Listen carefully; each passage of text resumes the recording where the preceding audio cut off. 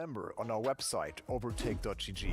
It's not just about the daily news, forums, guides, and downloads. It's also a vibrant community. Premium members enjoy extra benefits such as an ad-free browsing experience, special community deals, discounts, and Overtake Turbo, which provides setups, coaching, and one free esports setup per month powered by Track Titan. There is also a racing club where you can race with great, fair people without worrying about your driver or safety rating.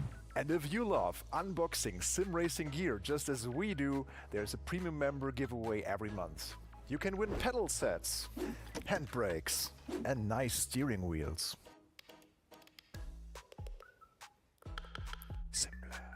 Another cool feature are community reviews, so you can have a chance to contribute and share your opinion on not yet released hardware or games. Have your voice heard and help shape the future of sim racing. Join as a premium member on overtake.gg for just €1 a month.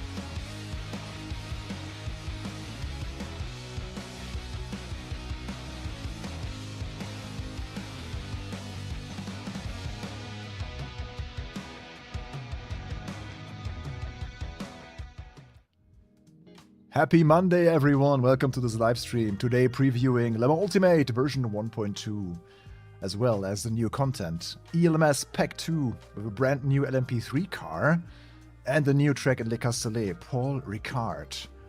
And yeah, under the hood, Stephen Hood also and his team, Studio 397, made also a lot of updates, especially in the online sector. So that's going to be exciting then tomorrow. So this is a preview. Yeah, we are one day ahead of this update. So yeah, thanks Motorsport Games and Studio 397 for providing us with the build, with the non-live preview build here.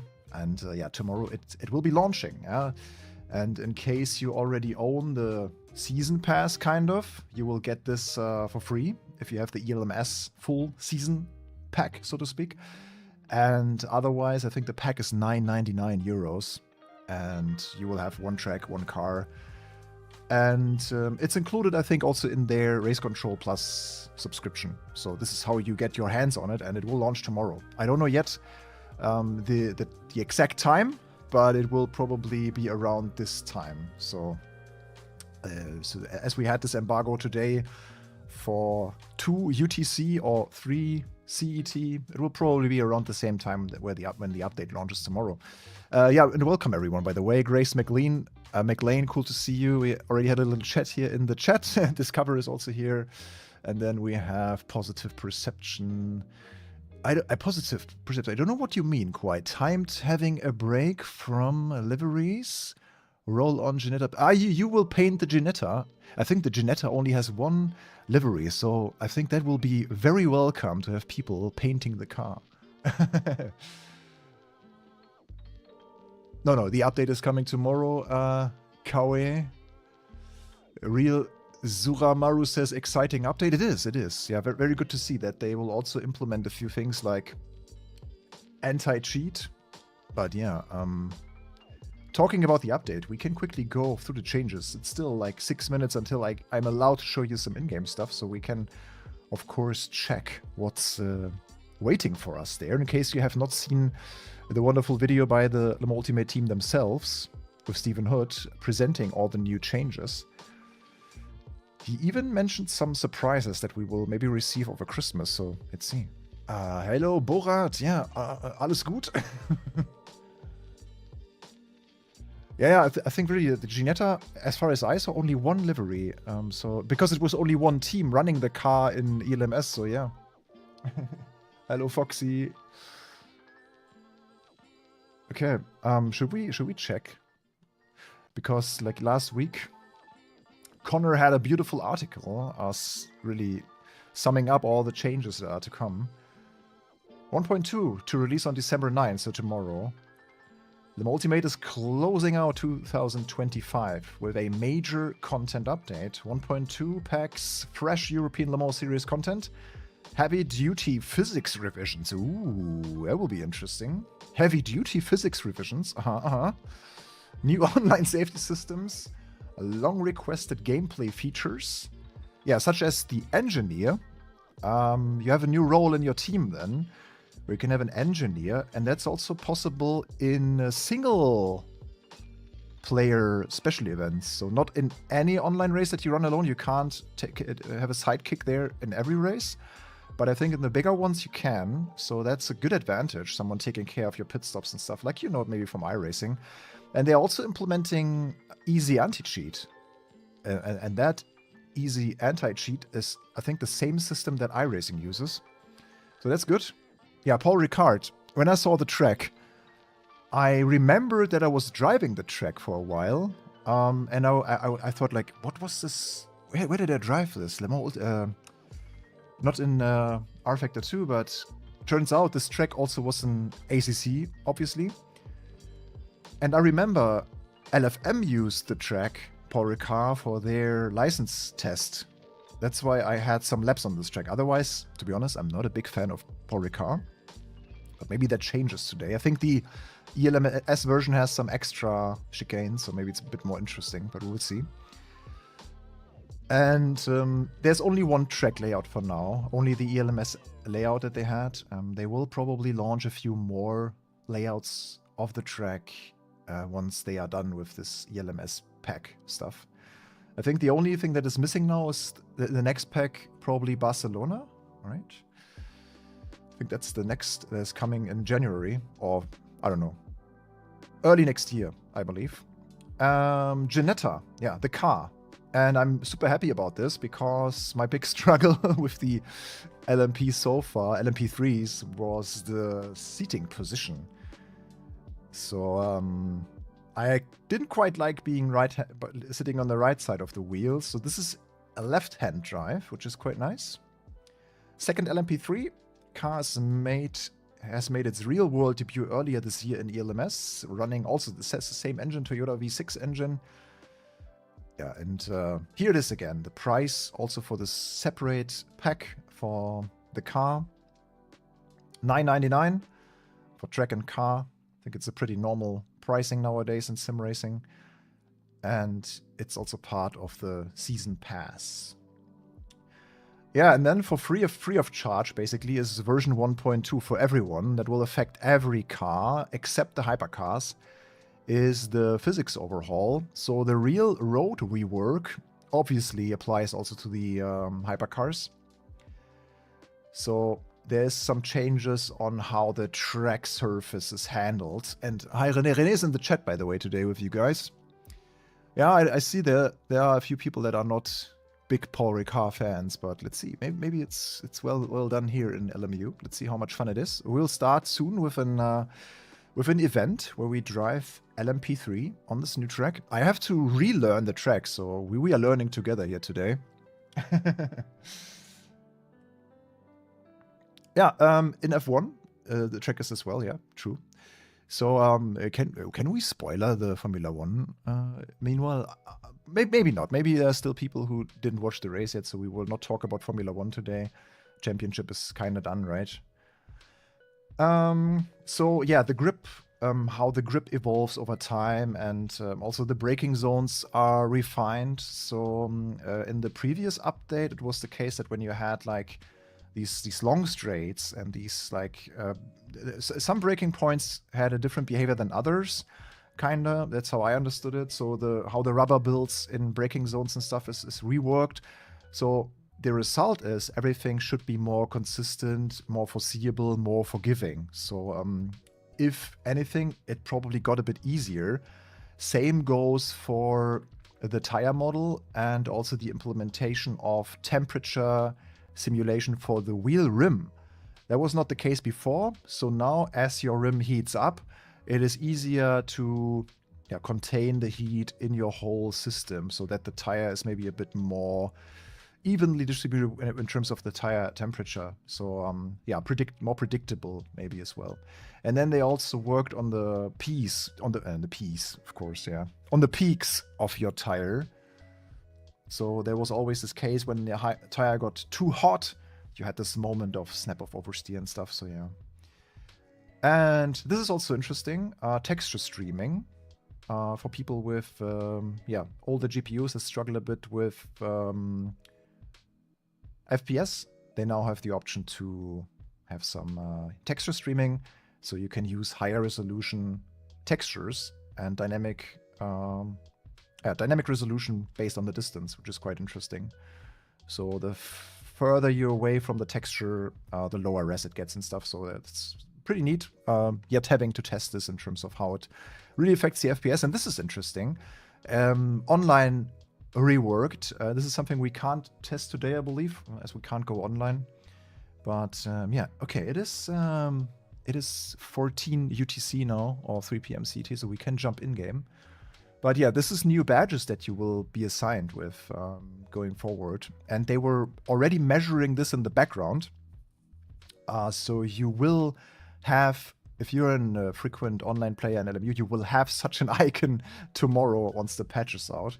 So we'll be surprised. Yeah, maybe you are ending up as one of the drivers who has this warning badge to their name. That wouldn't be so great. Yeah, and for rookie, you need, in the first 10 races, you have the rookie badge, and then you get assigned either the good or trusted. I think trusted is probably even cleaner, and warning is pretty much you are a crash pilot. So yeah, be careful. And then there's also badges for drivers, for real-world drivers and content creators. But in order to pick your creator or driver badge, you have to be in good or trusted. So there's not just a random race driver that can apply for a driver badge. So you have to earn this as well, which is a good thing. Yeah, and then Team Championships, Engineer Mode, some improvements also for trading paints, not the iRacing trading paints, but in order to have visible scratches and damages on the texture of your car, which is quite nice. So the car looks a bit more whirry. Yeah, what do you think about Paul Ricard? So Geoffrey seems to like it.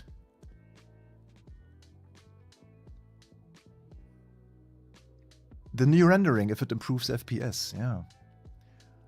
I don't think, if you have a like 2070, 2070 or 3070 or such, I don't think that you will see super big FPS increases. But I can check if it does anything for me. I think it's more than still more like a CPU bottleneck than a GPU bottleneck. Yeah, next time we'll have the Circuit Barcelona Catalunya and also the Duquin D09 LMP3 to complete the ELMS season pass. So yeah, Barcelona I'm looking a bit more forward to than Paul Ricard, but let's see. Something else that I missed maybe that is interesting. The enhancements, the online, engineering mode I quickly touched upon. And also the live race control thing, the live steward, will, for example, punish bad behavior. So if someone has some contact with you, crashing you out, the live steward will punish the guy. And anti-cheat, easy anti-cheat. And in order to make this work, you need to start the Ultimate from the Steam. From Steam, not the executable. Okay. Let's look into the game, guys. So, here we go. There is the new car, the Ginetta. That's it. Let's run it for a moment here.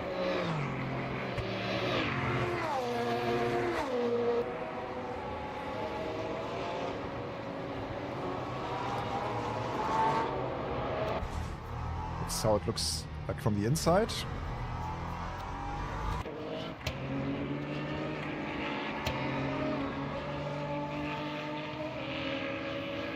It even has the overtake colors already. Like the one livery we have is kind of an overtake style livery, which is quite neat. Yeah. But here it is. As well as Paul Ricard. You can already see here. Running in the background as I drove a few practice laps before starting this live stream.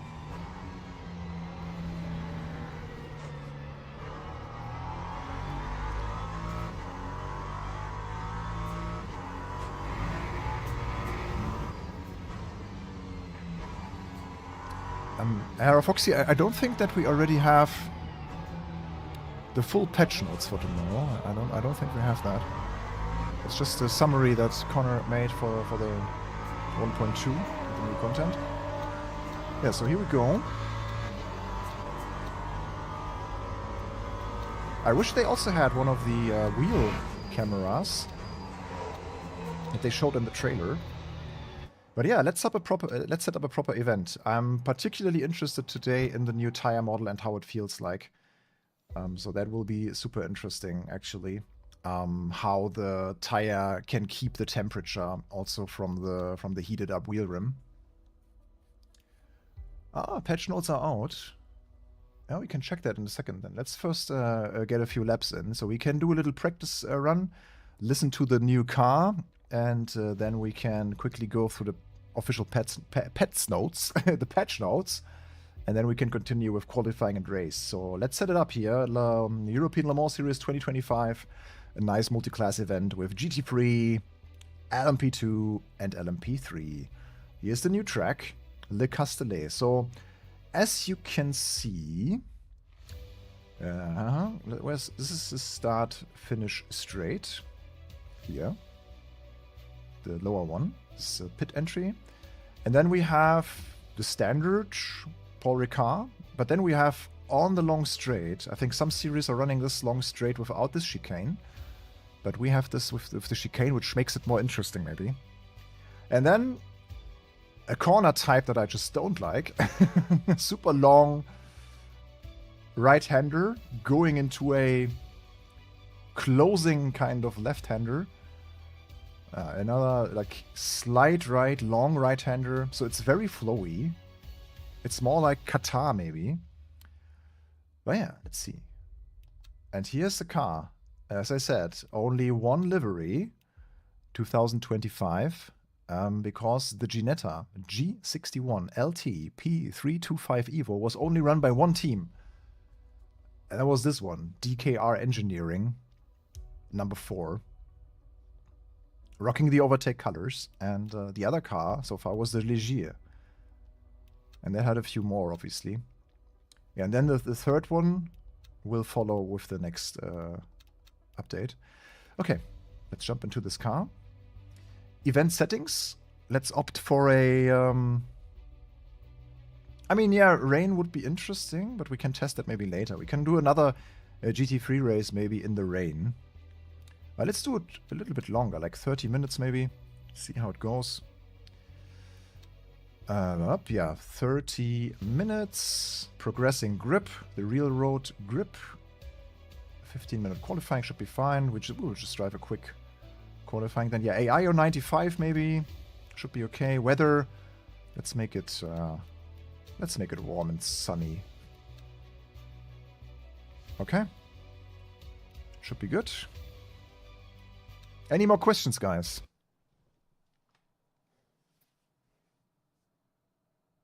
the name of the car, yeah, is probably a technical name more than anything else. Yeah, new tire model. So the new tires will be rolled out to LMP3, LMP2, and LMGT3.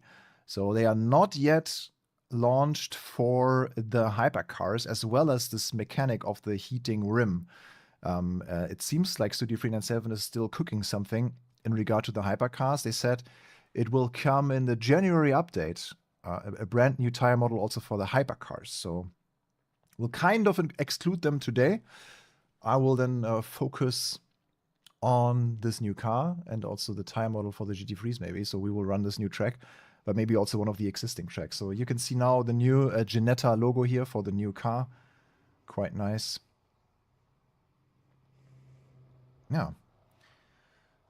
I wonder how much faster an LMP3 will be here on this track compared to a GT3.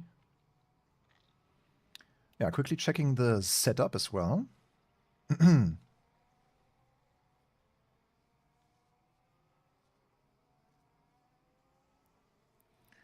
Is LMP1 now called GTP? I don't think so. I mean, GTP is the name in IMSA, so that's a little bit different. Yeah, we have a Coach Dave Academy setup that changes the brake bias slightly. A bit towards to the rear, I believe.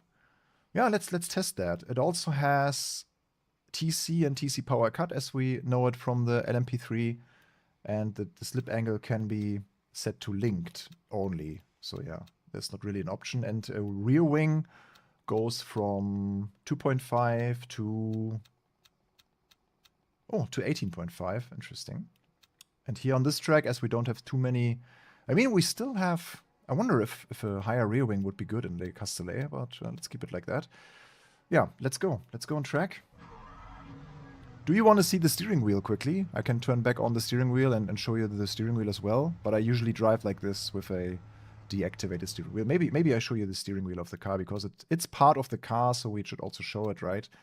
So quickly turning that on and then moving the seat a bit back so you can also properly see the steering wheel. But I will turn it off again in a second, but this way you can at least see how it looks like. All right. GTP fake news. Ah, look, Le Mans Ultimate is here. Le Mans Ultimate. Let's turn off the texture streaming. Le Mans Ultimate, we have a question already. People asking when the update is coming tomorrow. If you already know, we'd be very thankful for the information because people were wondering when the update will go live. Yeah, probably I need to go back into the main menu to test this stuff, right, with the texture streaming. So yeah, I will test that later. I think it won't really impact my system at least, but yeah. Let's see. So yeah, it's been a long time since I've been driving this track, Le Castellet.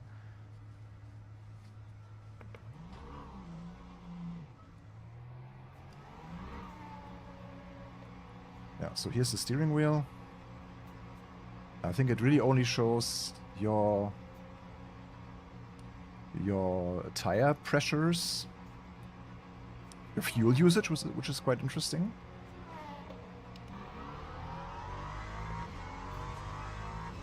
It's good that the shifting light... Oh! Okay. It's good that the shifting light already matches with the shifting light of my wheel, so I can rely on that information. And you can also see if the rain light is on and off. Okay. And TC, of course. So we can turn the TC up to 8 or 0, of course. And it also has TC slip and TC... Yeah, TC power cut. It has TC power cut and also TC control, traction control. Okay, let's go back to the garage because our car's maybe toast. Texture streaming increases the texture quality as you get closer. Yeah.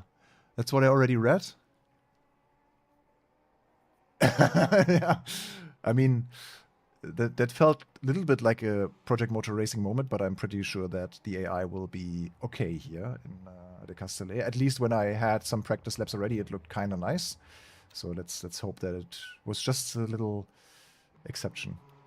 Okay, so I will turn off the steering wheel just for my vision. Just wanted to show you the steering wheel before people ask. Yeah, you can turn the steering wheel off and turn it on again. That works. Let me just go back to normal.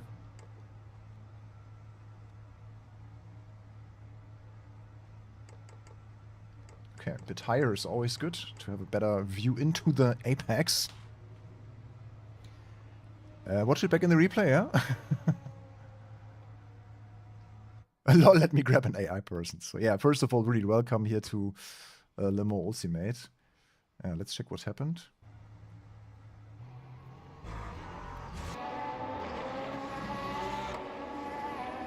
Yeah, Yeah, okay. Because... Probably because he had someone next to him. Maybe it was even my fault to, like, unsafely... I don't know, but as you can see, there was another car next to the car.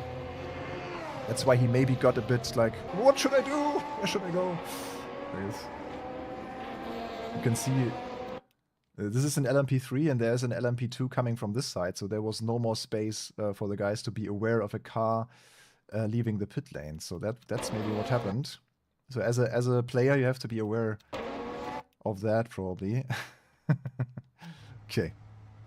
Let's get out. Let me know, guys, if audio level is okay for you. I can still boost it or lower it a little bit if it's too loud for you. Resave jointly, yeah.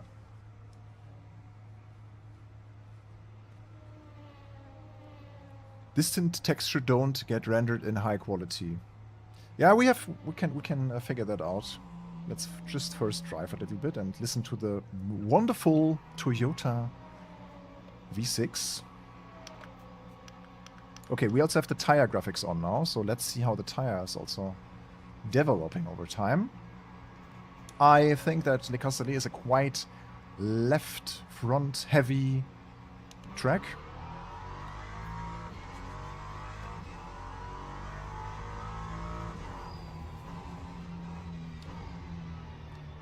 So first thing you do when getting out of pits is really getting the temperature into your tire.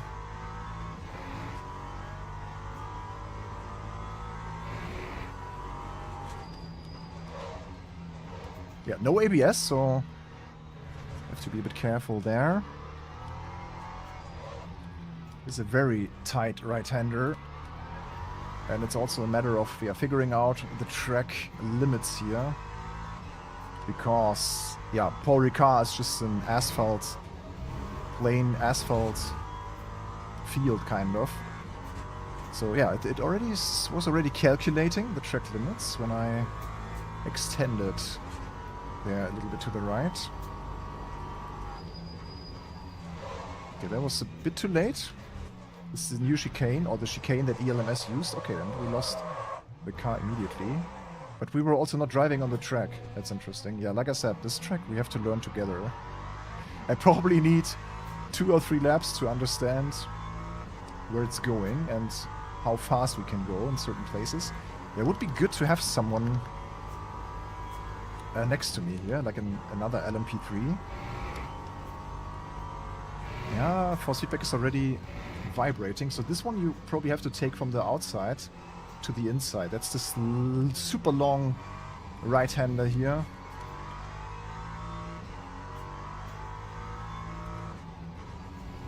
And here as well, like this closes then very tightly and then opens again into another long right-hander. This is also where the pit entry is located. But if you take this loop to go on the full lap, you end up in this last final corner and then you go. Okay. Yeah, this will be not easy, I believe. It's quite technical. So sound good enough, or should the car be a bit louder, guys?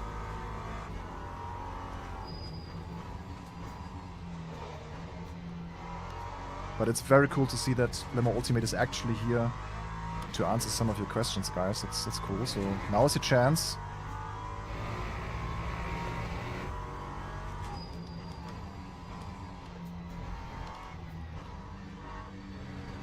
But we are not able to see the rim temperature, right? Oh, wow. Okay, that locked up quickly in the back. But I already kind of killed the tire a little bit, so we have to be a bit more cautious. The TC is very mild on this car. Even though it's on 5 out of 8, it's not really intervening a lot. Sounds good, yeah, perfect. Thank you, guys.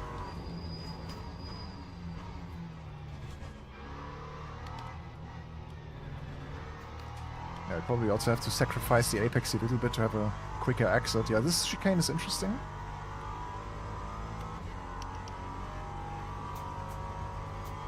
This is probably flat. Lifting just... maybe... would be flat, probably. If you have the correct apex. But this car is fun. And I love the fact that it's left-hand drive. Keep it tight here. Oh yeah, no, this will be... It will get better if I have actual traffic in my own class where I can kind of follow them. Oh yeah. Wow, okay. You have to be a bit patient with this track. This is what I not really like. So much patience always in the corners. But we will get there. Should probably end up in somewhere in between like 202, 203.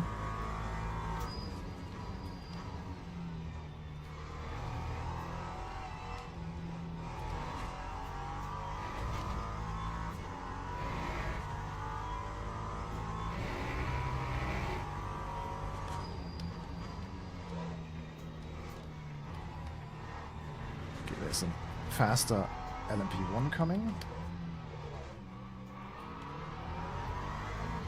Let's see. He's taking us from the outside. Yeah.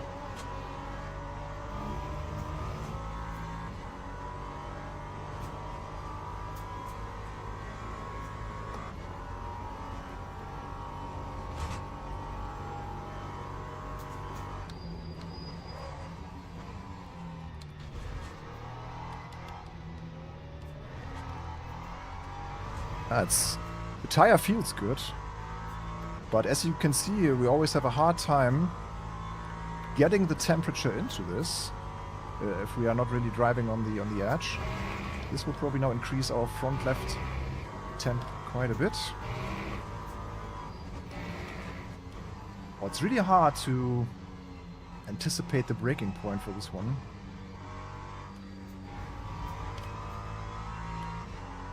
There's not really a visual reference that you can use. Also here, it's just a, if you don't know the track, it's just a plain field of stripes. So if you have never driven this track, it's probably advisable to run a few AI races and run in the train kinda. That's what we will do here very soon. Okay, one more. One more to get an idea. And get a valid lap time.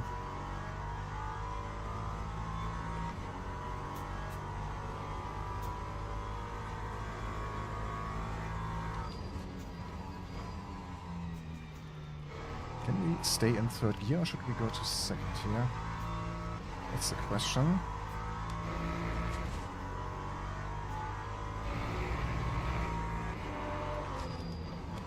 Oh, it always sounds so nice when an LMP2 is passing you. Love that moment.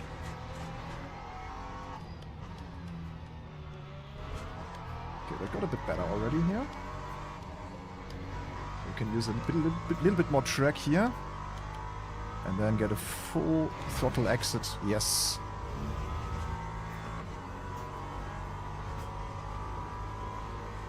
So the tire itself feels really good. You can lean on the tire. And once it gets up to temps,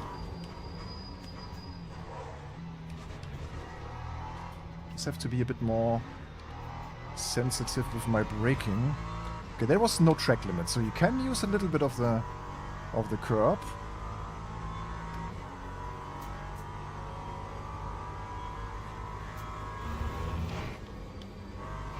It's just really yeah, a little bit of lifting is required.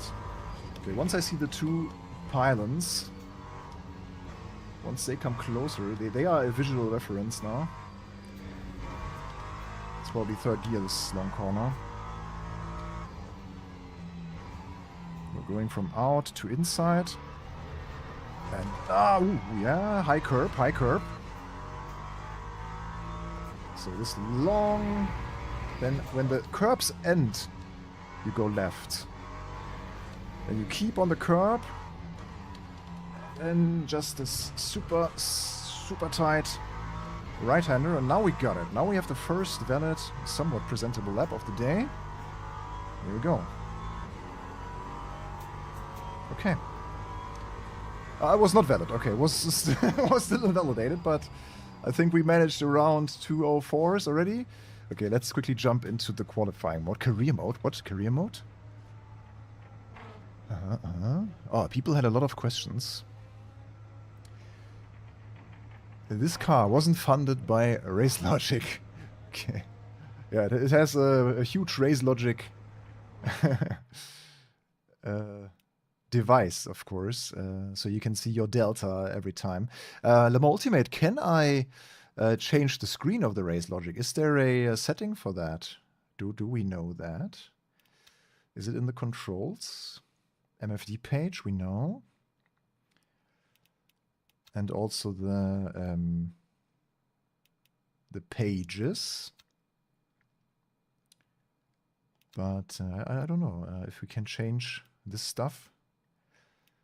I remember Assetto Corsa Competizione had these little Race Logic boxes where you can also swap different pages. It was a nice feature. Okay, let's go to Garage and go to the next session, actually. We'll be a bit later. Yeah, 2026 will be huge for everyone, not only the Ultimate. But yeah, I think we also heard about the console version that might come late 2026, early 2027. No career in 2026. Okay. Career tomorrow? Oh my god, people get too excited sometimes, too quickly. When do we get indicators? You mean turn signal indicators? Does Easy Anti-Cheat have Linux support enabled? Or am I banned after the update? Oh my god, yeah, that's a good question, Redux. We sometimes don't think too much about Linux sim racers. No Linux support, yeah. That's a pity for the Linux drivers, but yeah. Okay, so we are now in qualifying. We can reduce the fuel probably a little bit. Let's check our fuel consumption as well. Yeah, full tank of fuel is 100 liters. So if we reduce that, the car should already feel a bit more nimble. So for the qualifying, we are just doing a quick run. So 15 liters. Let's see how the car feels like. Maybe a bit more wing. We can try if we can take this like super long right-hander or this quick right-hander a bit quicker with more wing. Brake bias. I think that was good to have it more on the back as in the Coach Dave setup. If it was even more to the front, I believe we would have even higher lockups or higher chance of lockups. So let's drive. Quick little... I will just do one out lap, one quick lap, or maybe two quick laps, and then we go into a first, little bit longer race.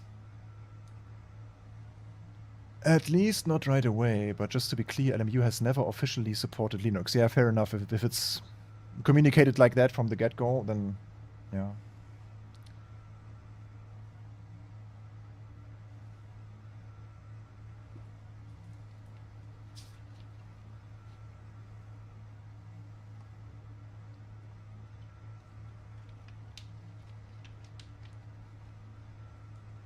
Okay, 10 a.m. UTC.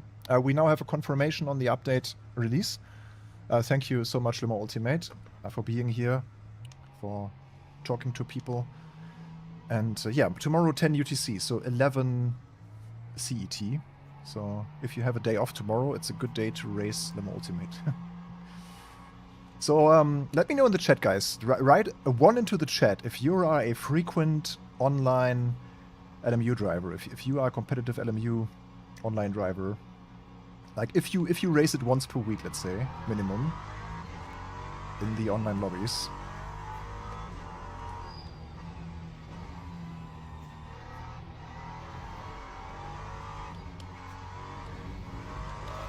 Yeah, cold tire feels very authentic, like believable. Car is still reacting. It's a light, nimble car, of course, but you feel that the tire is not quite there yet. So that feels quite good.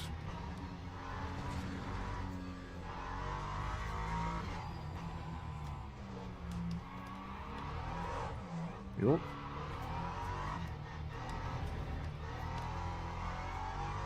But really good force feedback as well. Like the moment you get into that understeering moment, or you kind of start to lose your rear, you have a direct impact in your force feedback that really tells you even where it comes from. Like I can really tell where the grip is missing.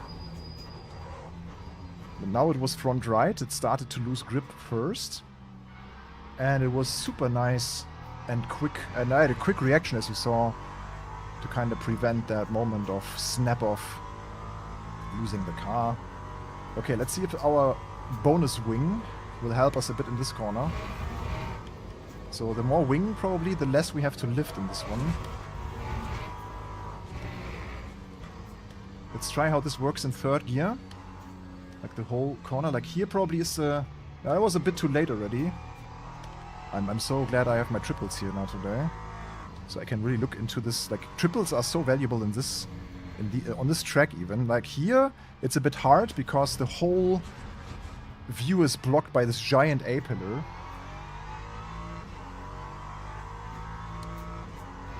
But everything that is on the right side of the car is super good to see.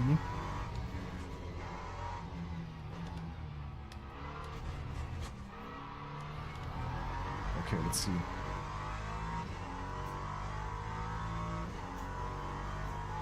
Yeah, I once saw one of those cheat websites. It's crazy.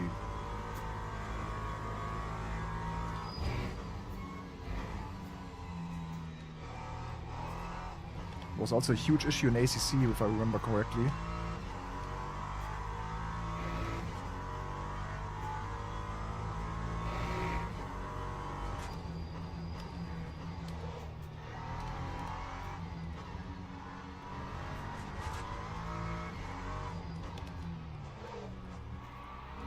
Whenever it gets competitive, people are cheating, man. It's disgusting. I'm socialized with the likes of Counter-Strike and Warcraft 3, so, and back then, yeah, there were, of course, also many cheaters, map hackers and wall hackers and aim bots and stuff. It's crazy, really.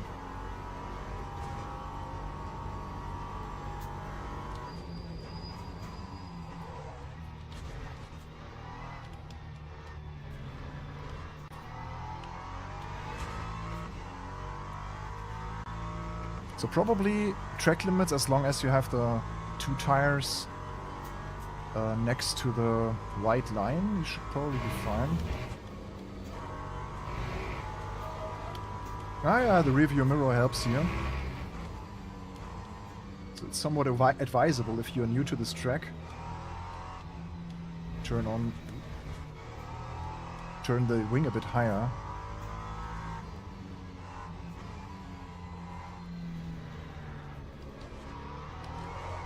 Almost lost it. Oh, I like how the tire acts. That feels really good.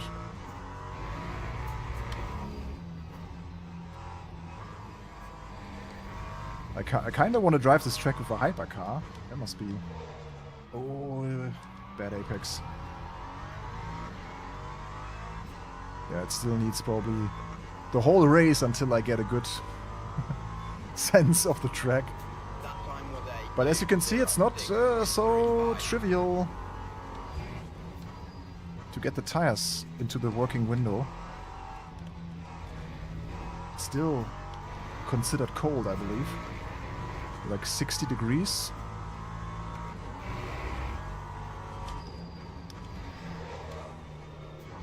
Yeah, you can also like push it a little bit over the limit and still control it, which is nice. But you will certainly lose time doing so.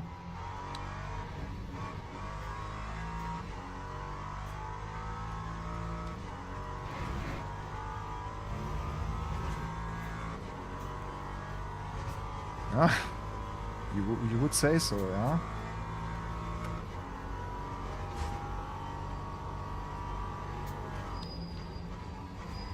Served cold, but eaten hot.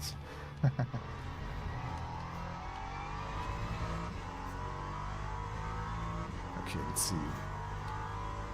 At least they are getting a bit warmer now.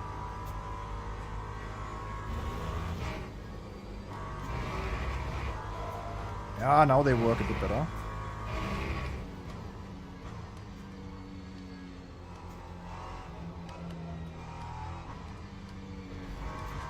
Ah, I'm getting there, you see.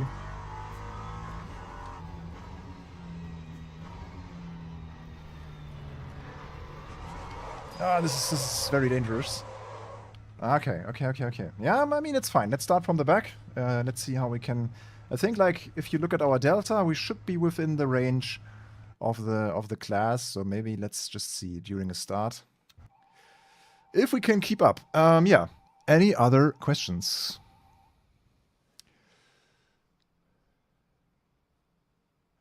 How effective is brake dragging for tire warming at start of races now? Ah, you mean just like holding the brake during the formation lap and stuff? Yeah, yeah. If you can now warm up the rim, this might be a viable technique. Yeah. Yeah. It's YouTube Live, yeah. Hello and welcome everyone. And yeah, don't forget, like maybe you saw our little intro movie to become premium members on our website. So that's a thing.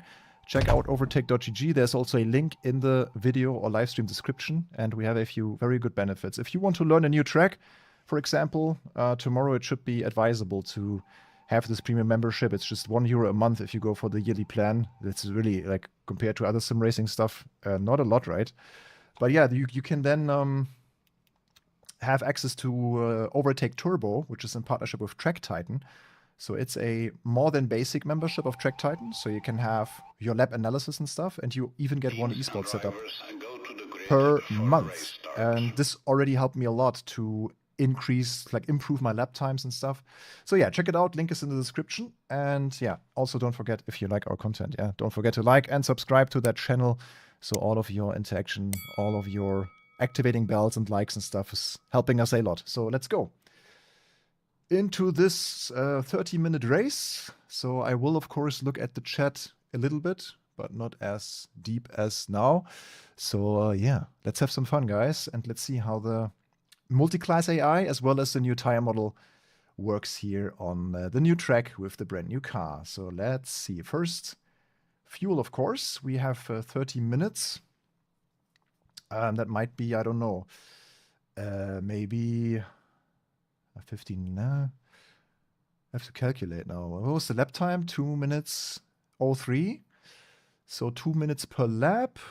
Yeah, should be fine. Like 15 laps should be all right. Maybe 16. Let's go with a little bit. Let's go just flat 50 liters. That should be fine. Yeah, the wing. Maybe back to 9.5 or 8.5. Let's go. Ah, some fresh new tires, of course. Let's not forget the tires. So let's use some fresh ones all around. Okay. Did I forget anything? Michel's attempt for the premium membership is a 4 out of 10. No. Next time I can try to dance. René, we know. I prefer dated graphics for more FPS. Me too, yeah. As long as the graphics look as sharp and nice and detailed as they, for example, look in Le Mans Ultimate or iRacing, I can really live with not super... I think the cars especially, and if you look at the tire, how beefy the tires and stuff, I think the game looks really good. Especially now in this, like, evening sunset mood. Okay, so this is the class of LMP3 behind us. 2 Ferraris. Oh, something I forgot so far. What they also introduced with this update tomorrow is a reworked penalty system. So you, in the past, or until now, your minimum penalty was a drive-through. And you can now also get plus 5 seconds and plus 10 seconds that are added to your overall race time. So if you, for example, don't give a position back or something, you will not immediately get a drive-through that punishes you even more. So that's also a very good change. So really cool to see the direction that Le Mans Ultimate is going into with all the additions and new stuff.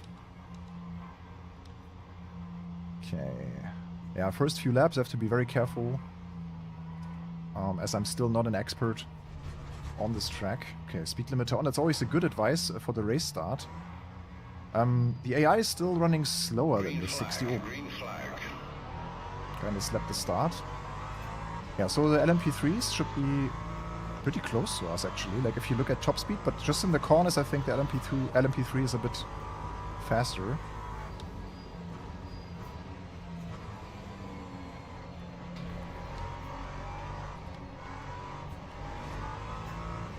Okay, cold tires, careful.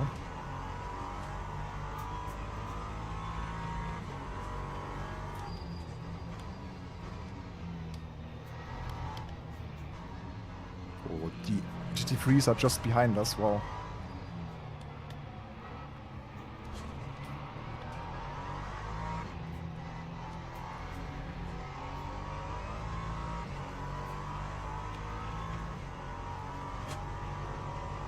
Okay, first position we can snatch from this guy. We are the only Ginetta. Wow.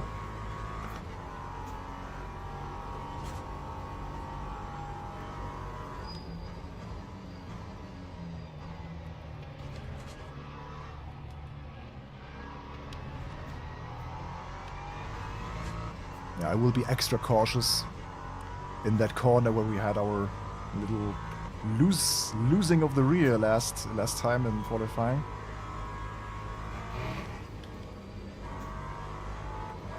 Oh yeah, cold. Let's see where they are going. Okay.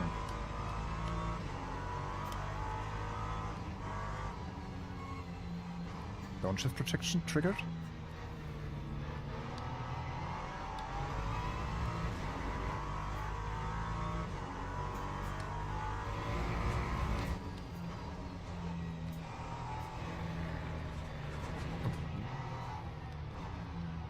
Oh, I'm so happy about my triples right now. Oh my god. I didn't use them in the last streams to gain FPS in AC EVO, for example, because LMU runs right now in a good 90 to 100 in best cases. Oh, how much will this guy fight for his position? Quite a lot. He's not really backing off, and we are next to him.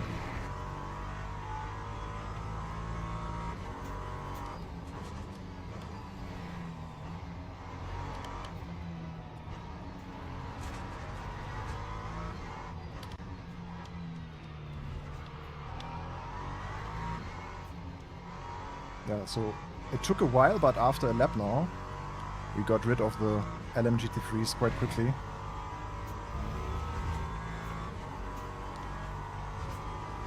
It's like a similar gap between GT3, LMP3 and LMP2.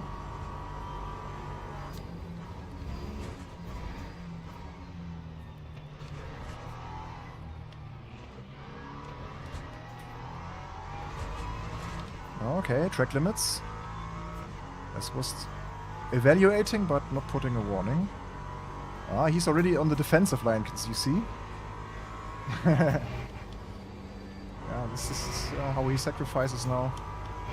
Corner.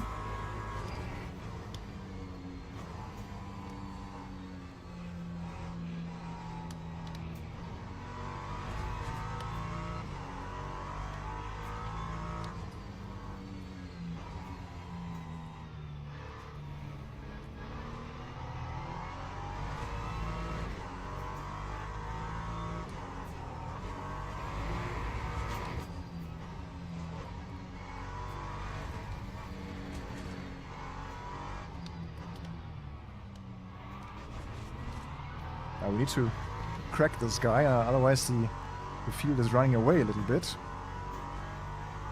But it looks pretty interesting to drive against the AI here. At some point also see the traffic or the multiclass catching up. Okay, I can go way quicker through this one. Now we get attacked here from the back.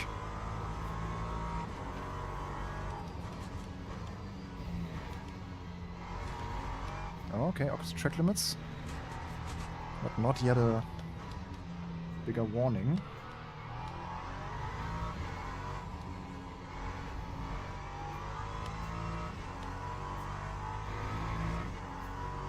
I'm not really experienced with this LMP3, so can't quite estimate the aero performance or what the car is really capable of.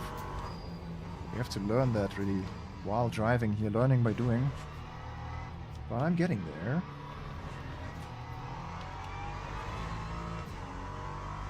So I think from next lap on, maybe the tire will be in the green.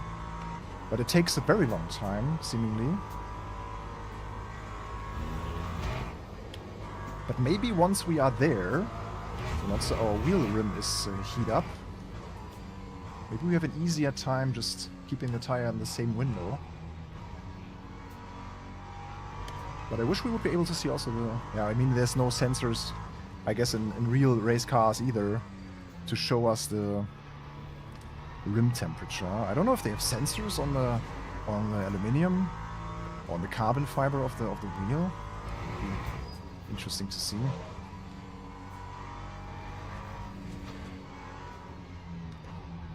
That's cool to see also some smoking tires here and there. They are not always perfectly on the brake. Yeah, this is also what I remembered the track from ACC.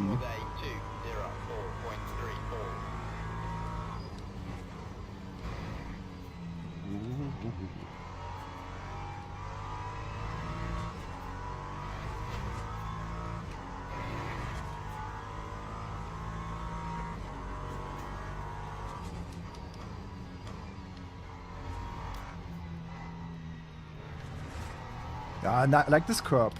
This really drags you in. Like, you see the structure of the curb and it kind of fits what happens when you drive on the curb. It's quite nice. Because they have this, like, 2 layers behind each other. So the first layer is really the one that... oh, now we got him.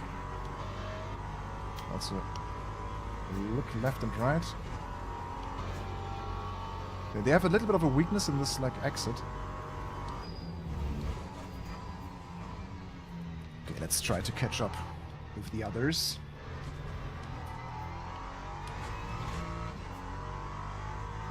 And then we are getting caught in the next few minutes by the LMP2s.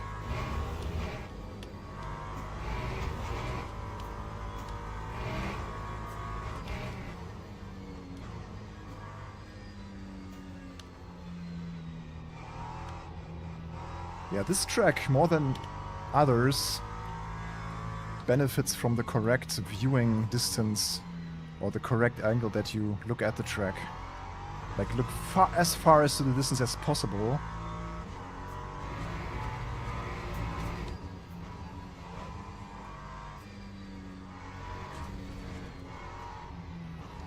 Okay, the AI is hesitant to use the curb there.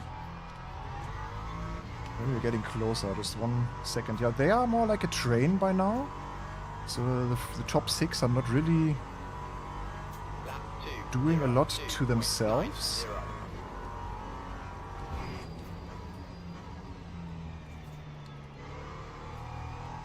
I wish there would be a bit more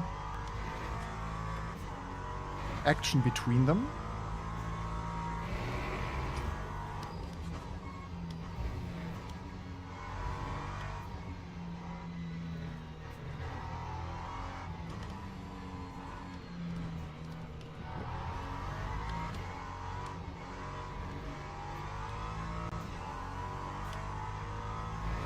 But as I understand it, for the Ultimate, the focus is a bit more now on the online mode. So they are not really pushing a big AI development agenda right now. It's just good enough to have a proper race, I believe, and yeah, also practice and stuff to go then into the online mode. So it's not really... I mean, it's far better than anything we saw in PMR or Rennsport that have just been released, so to be clear on that. But yeah,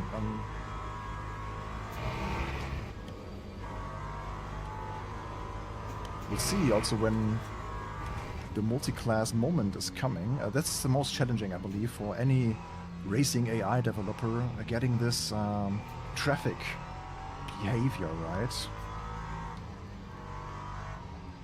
And so crucial for a sim that focuses on the endurance multi-class racing.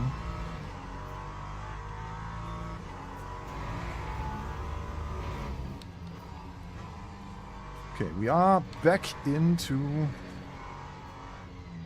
the top 6 almost. My best lap time already, 2.2. Okay, I'm getting better and better. It's nice to see.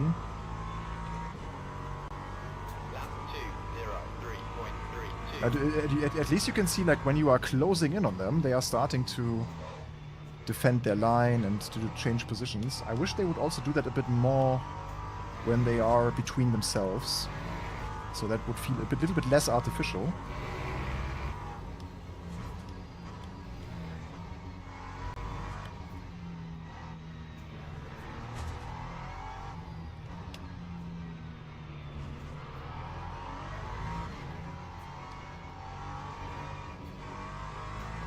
He has a McDonald's as a sponsor. I wonder how you can, like for real, how you can convince McDonald's to sponsor your race car. That's kind of remarkable.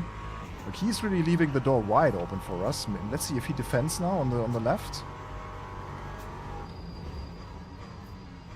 Okay, yeah, there's not much he can do about, because the corner exit was a bit slow for them. It's really a good chance for me to kind of snatch them. Oh yeah, the discussion between Burger King and McDonald's. McDonald's, I mostly go to McDonald's when I travel together with René. René is more a McDonald's guy. So whenever we sit at the airport or train stations, when we go somewhere, it's mostly McDonald's. I mean, who knows, yeah, if McDonald's would be interested in sponsoring some sim racing stuff, or create the McDonald's Sim Racing World Cup or something, I wouldn't say no. Yeah.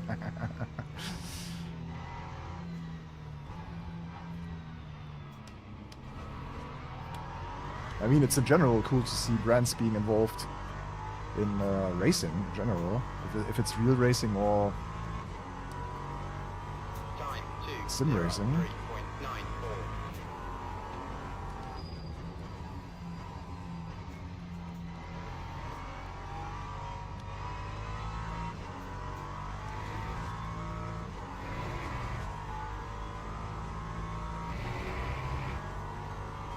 Oh! Yeah. Oh, yes. Okay. You saw what happened, right? I tapped the curb with my rear left. Okay, we lost something in the rear.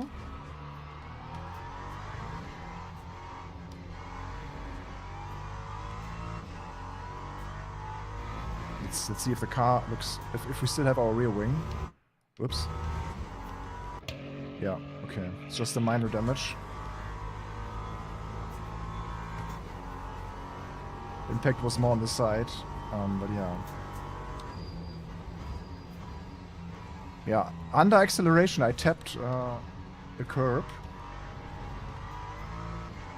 And then the car just completely lost traction in the back. Yeah, so if you don't have traction, you can't overtake. I told you. It's true.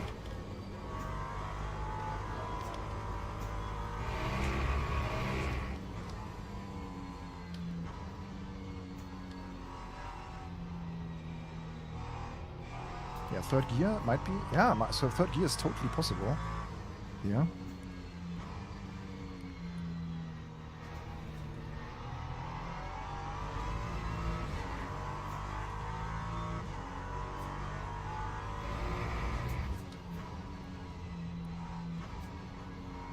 But what I learned now while driving this car is really that smoothness is better than being aggressive. Like, this car, especially on this track, is just a very smooth driving, actually. Like, smooth transition of the steering angle, smooth application of the brake.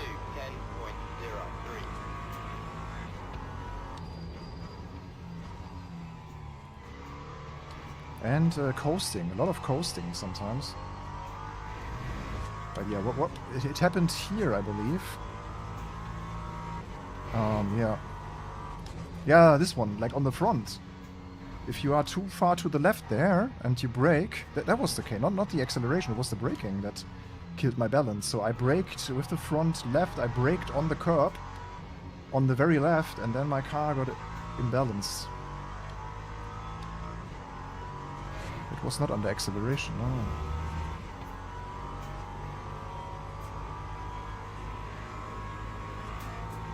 Let's force him to the left as long as possible. And see if we can make a... let's see how he will defend.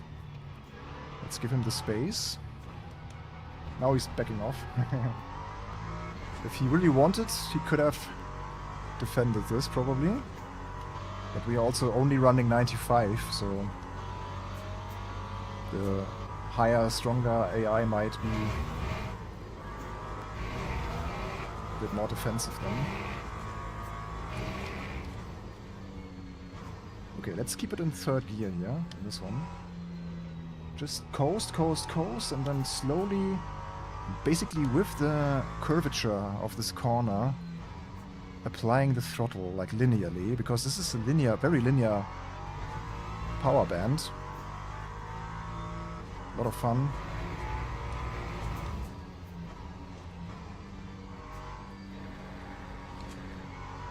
So guys, after this one, should we also run a little rain event in a GT3 maybe, to see how the real road and the tire behaves? We could have a GT3 race maybe in with a weather transition. It could be interesting.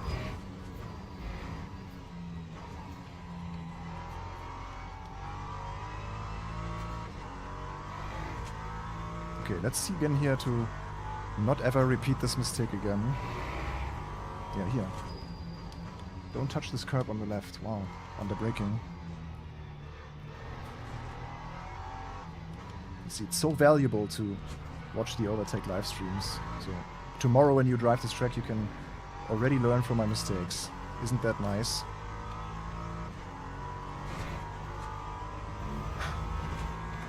Red race in Bahrain. Storm. You always want the extremes. What GT3 though? Which GT3 do you want to see?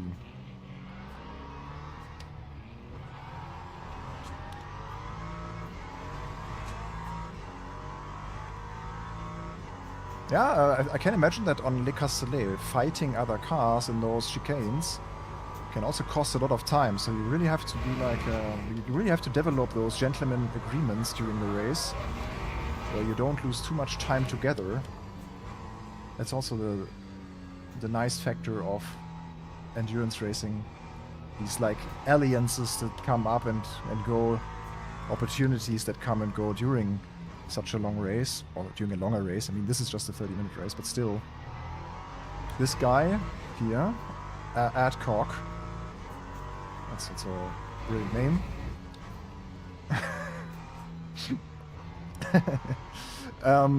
Yeah, we should have some sort of an alliance.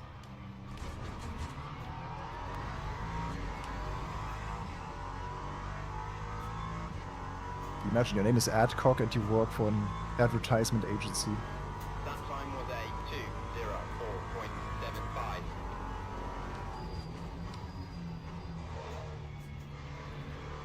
Yeah, this is also third gear is way better, like smoother. Look how much time we gain by just using the third gear instead of second.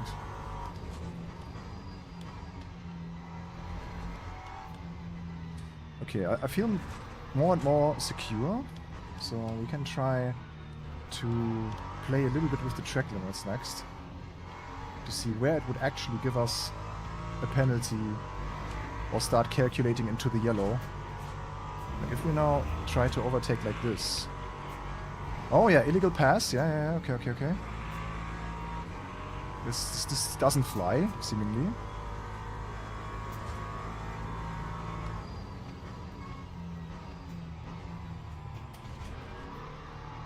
Oh, he's still there. So how much Also, okay, this was okay, but the curb is that rough that you don't even really win a lot, so it calculates nothing. That's good to see.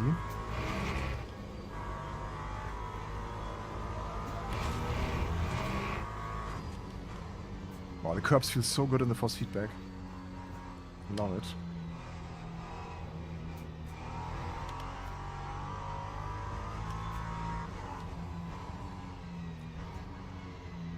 Especially if they feel rough but attackable. That's my favorite, really. When you have a curb that is quite intense on your wheelbase, but you can still...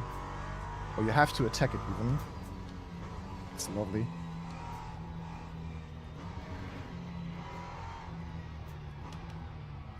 Yeah.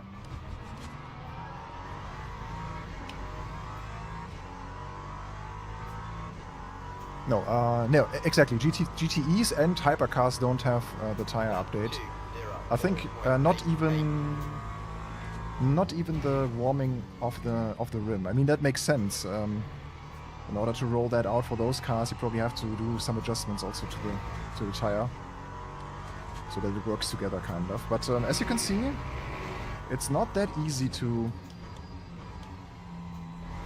We still have blue tires, so I believe we are still not yet in the best possible window. That might also have to do with the fact that we run quite late in terms of the event time. So let me quickly check the outside temps. Yeah, it's now okay. It's 24 light clouds. It's not that cold. Sorry. Yeah, we are getting a little visit now, as the LMP2s are closing in on us.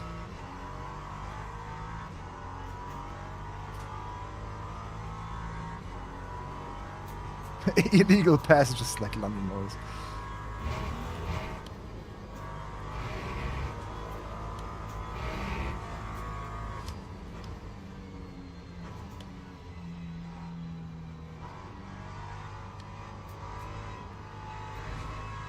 Okay, yeah, there's the leader of LMP2. We get the blue flag.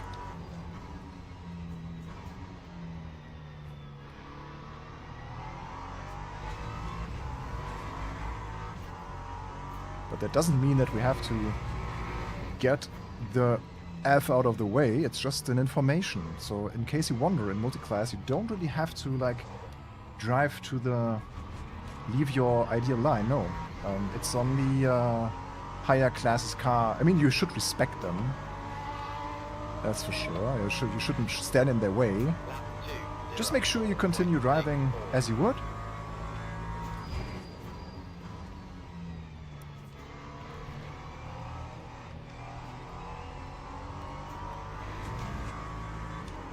Very good, very good.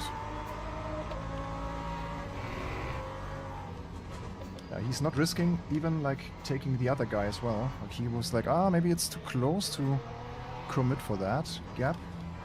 And here during the closer combat, it takes a little while for them to... I mean, the LMP2 is also not crazy faster than the LMP3. I mean, yeah, it is, but it took now 25 minutes almost to get them to this point.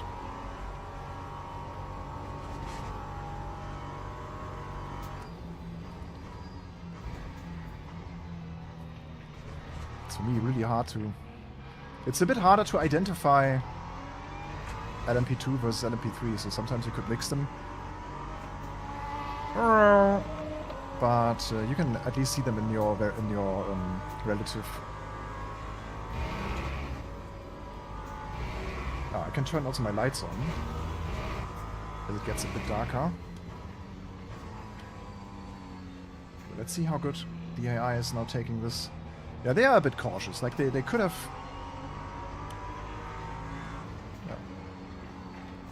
Yeah. Oh, it's my fault.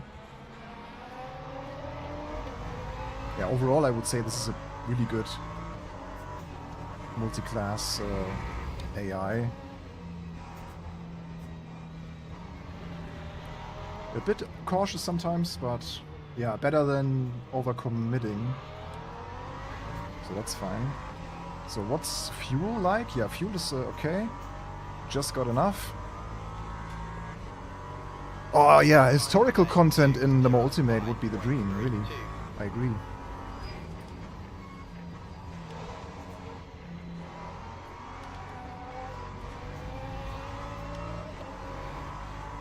Oh, we have to be careful that we don't get overtaken by the pink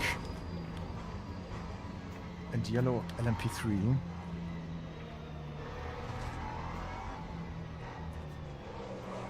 Ah, we lose it. No, no, no, no, no.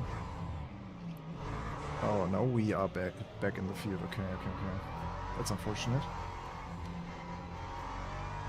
Yeah, we will not pick up the LMGT3s.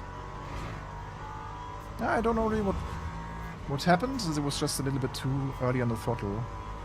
But also the TC is very mild in this car. It's TC5, and it's not really doing a lot. Okay. Oh, oh, oh, oh. I see it being activated sometimes due to my wheel LED, but you can't really tell from the driving that it engages. This was very, very well done by the AI, just even with my unforeseeable movement. Oh, this guy has the same livery as we. So this LMP2 seems to be also from DKR team. Oh, this is pretty wild now, as they are all waiting to overtake the LMP3. Maybe our chance to not become last in this race.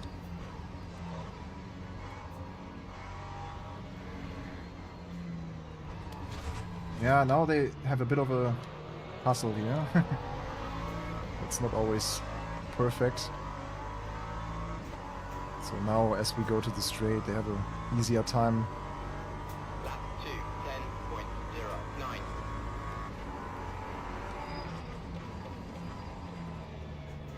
Oh, someone did I see that right? That someone in the chat drove an LMP3? You have to tell us more, dude. That sounds really nice. Like on a scale of 10, how hard was it? If 10 is the hardest.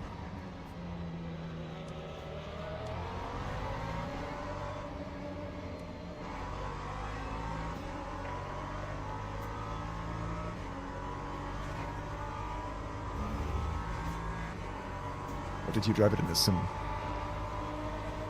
Yeah, classic Le Mans versions, classic cars, yeah. Yeah, when we interviewed Mr. Hood a few months ago, I think we talked also about this element of historic content, and we also talked again about special cars like the Camaro Garage 56 car and stuff, so that would be really nice. And he didn't say no, he said, yeah, this is definitely something we consider, but we'll focus on the the priorities are really finishing this base game, the WEC content, ELMS content now, and then maybe I don't know, next year, later next year, I would really hope for some content outside of this WEC license package. Ooh, that was totally on me, getting a bit too tired here towards the end. Yeah, but we will now finish this final lap. Let's see how it sounds from the outside. 7.68.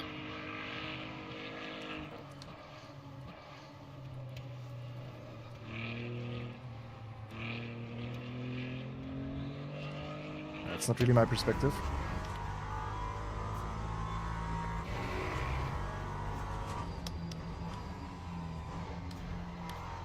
That's something that Dave Cam criticized, right? Having different perspectives and stuff in online racing. He prefers it the iRacing way. And I can kind of see why, because driving like this, you have a better view on... would be the Gran Turismo perspective. I think you have a slight advantage driving in this perspective. Being able to see everything more easily.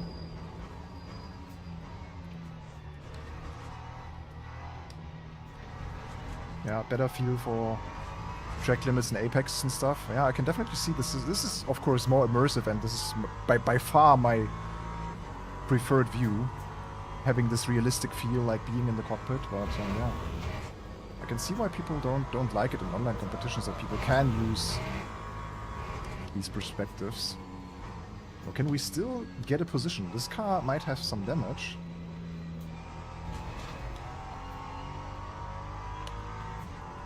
But I'm also not that competitive. I think that the minority is that competitive that they would care. But you never know.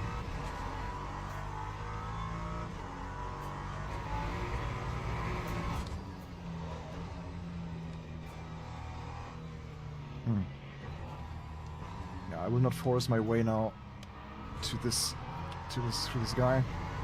That was a fun race. I will say the AI was not perfect at all times, but it's still very enjoyable. Yeah, also something that is new. When finishing a race also online now, you are not set back to the pits automatically. So you can completely drive your out lap, your in lap, or your your after race lap as long as you want. You can drive back to the pits as slow as you want, and yeah, you can of course also just go to your keyboard, press escape, and go back to pits. So that works.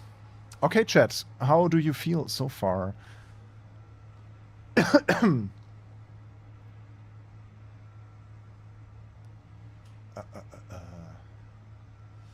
Oh, Limo Ultimate still here, still rocking the comments. So cool to see. AI aggression. Yeah. That's something I wanted to check indeed. The texture streaming thing. And B, the AI aggression, if it can get a bit higher. Okay. I wonder if we can still rewatch my mistake, my braking mistake that I had. It was somewhere in the middle of the race, I believe.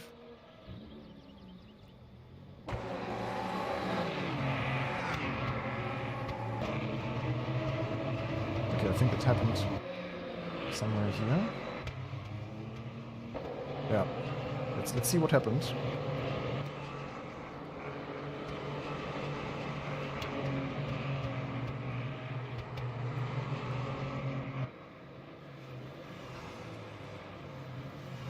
Ah, yeah, it was not even... You know what? It's not the curb. There's a bump. Yeah, listen closely. Watch closely. You see? There's a little, like, oh wow, that's fucking dangerous. That's really interesting. Like, we had this little dent in the road, and when you are on the brake in the wrong timing, then your car completely loses brake traction, you know? So it is just, like, let's see, it's just shortly before the 100-meter board. Let's see how it looks like from the back. Yeah, you can see the car bouncing here a little bit. So here's a dangerous. I mean, at the same time, it would not have happened if I wouldn't lock the brake, probably. So it was also the combination of a too hard braking pressure, locking up the front, and then also in combination with that little dent that we have there in the road. Do we have an alternative track camera? Yeah, we have. Even another one. Yeah, I think the main reason, but I felt it also in other laps sometimes, that it felt a bit dangerous there to brake. You can see this moment when there are the sparks. So maybe the car was also a bit too low. Could also be. I don't know if this if this is realistic due to how the track is in real life, or if this maybe is even a little bug, because you see the sparks. Well, and then the car kind of dipping into the track. Yeah, that was an interesting moment. Let's see how it is with the GT3. I imagine that you will not notice that at all. In the have we decided for a GT3, René? Did people have a statement on what kind of GT3 they want to see here? I mean, I can already set it up.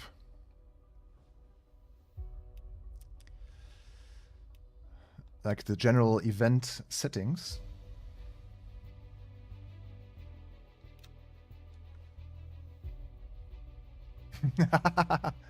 I'm not using the Overtake account though. As this is not the live version, you can see I have the rookie. This is not banned. This is the rookie badge. It says new to Le Mans Ultimate. Obviously, I've been driving Le Mans Ultimate online, but it does not take the statistics from the live version, so it's all on 0 because I'm in the preview. So yeah, here it is. This is the rookie badge that you will carry for the first 10 races, and afterwards you are granted with a badge that matches your classification. You have a rowdy badge, rowdy, and 2 badges that kind of tell that you are a fair driver. Okay, yeah. Then people can now decide for the car. We'll see. Then I can already set up the event settings. I think a 20-minute race would be fine. Let's see, weather. What we want for the weather. A little bit of rain towards the end would be nice. To have a transition. So we start with overcast. Then let's have a little bit of drizzle. Then light rain. Rain. And then it just rains until heavy rain. Oh, storm. Storm, okay. Then towards the end we have heavy rain and storm. I guess that would be interesting. Okay. And this spread over 20 minutes should be good enough. Yeah, I'll quickly see what people want.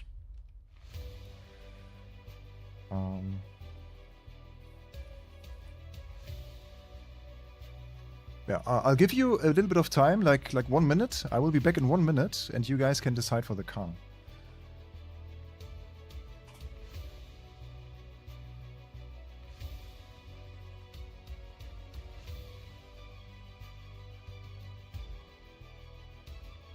Back in a sack, but without a snack.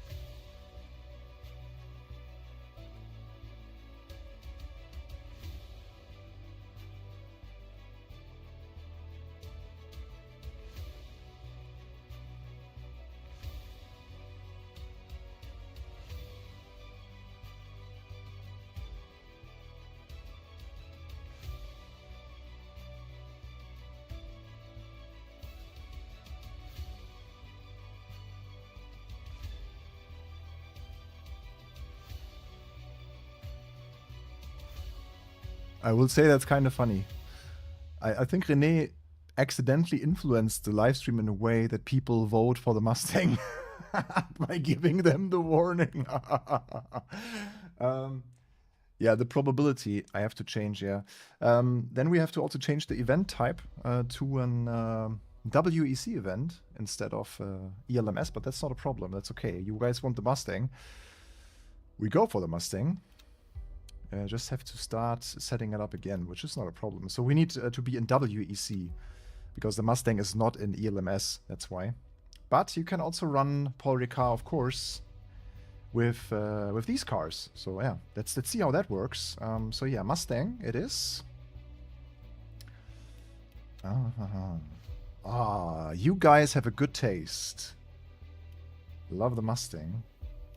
Let's go. We do hypercars and GT3s. Okay, it kind of even... Yeah, I saw a comment where I have to change the probability of the weather. That's a good call, actually.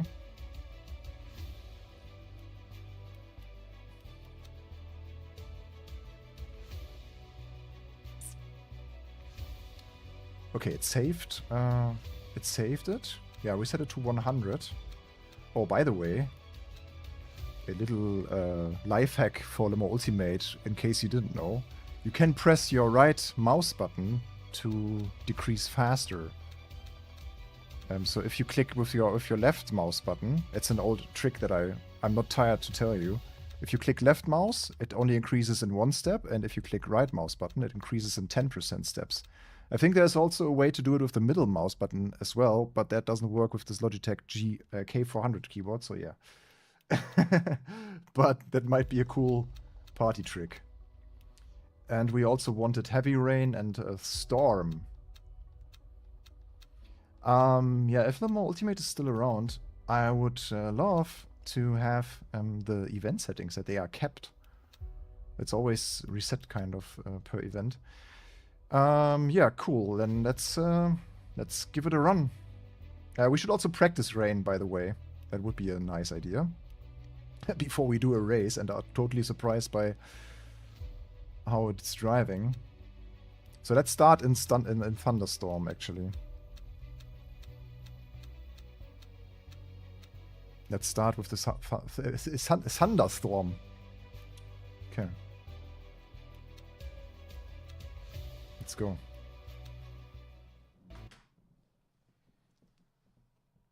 Storm! Storm! We want storm!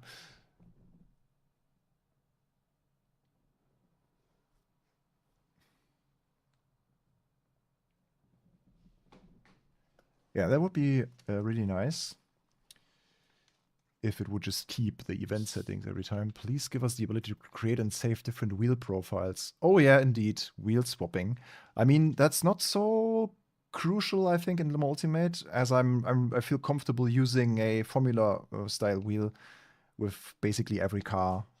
I can't imagine a car where I would not want to use this. But as soon as they add also more historic stuff, maybe it would make sense to have that.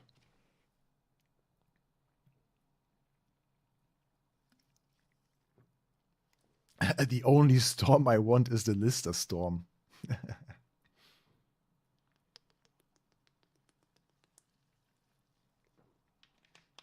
Bahrain snow.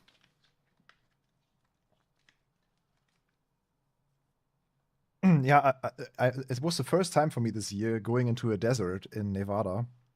And when we arrived there, it was just raining multiple days in a row. That was my desert experience this year. Yeah, I think GT style wheel is pretty good for Le Mans Ultimate by now. Okay, GT3 and hypercars in the rain. Let's see if we have... yeah, let's go for the wet tire preset. Yeah, TC 8 is probably a good starting point. 7 all around maybe. Full ABS. A little bit less fuel might be advisable for the start. Like, this is probably the level of fuel that we will have when driving in the race later. Yeah, let's see how Le Castellet looks like in the rain.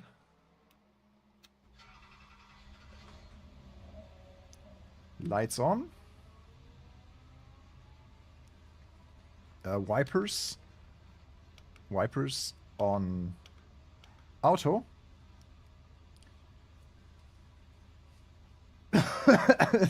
This marshal or this guy is waiting forever.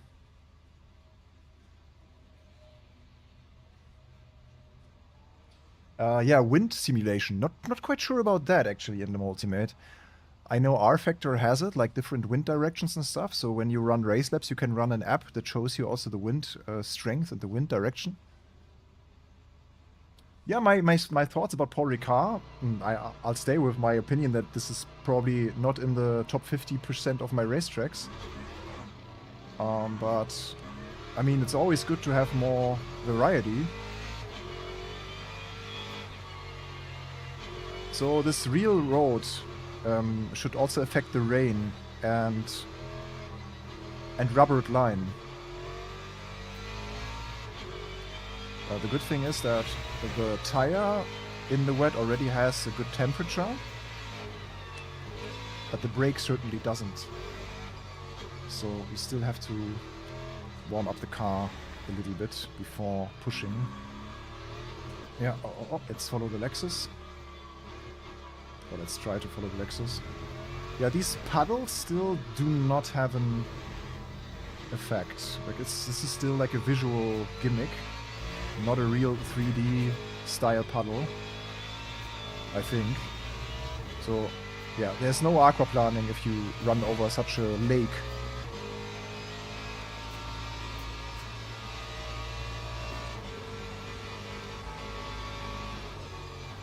Yeah, this is a bit sad.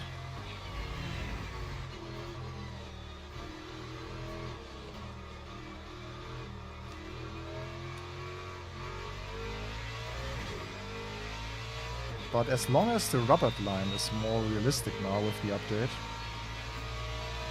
At least there was a little showcase in their video.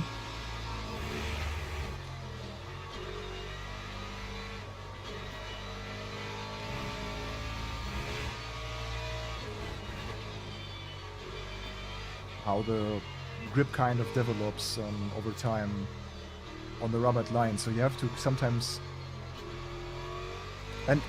And also, the ideal line, so the amount of rubber left and right is a bit wider spread. So you can have an easier time overtaking and braking into corners and stuff. So that's also something that they announced. So all of the changes make it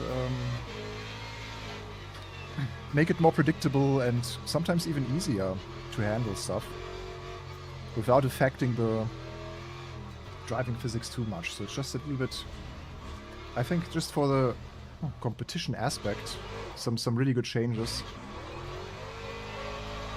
Oh yeah, hello Aston. Yeah, I think we will be fine, I believe, when it's getting wet. I have a rough idea of what to do.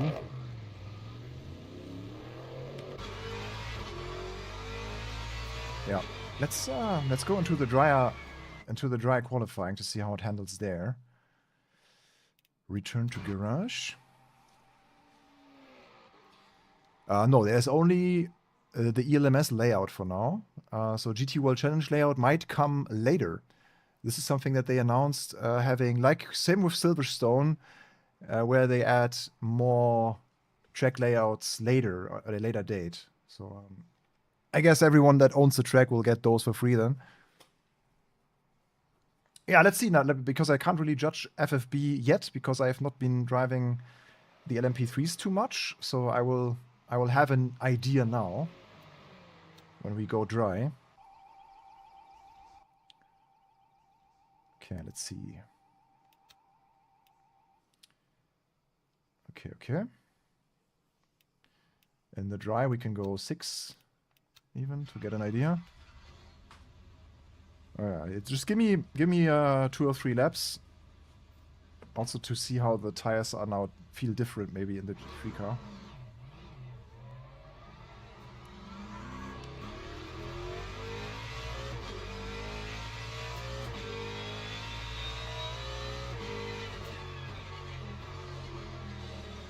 And how long it will take to get... Yeah, I get you the tire graphic. See how long it takes to get the tires warm.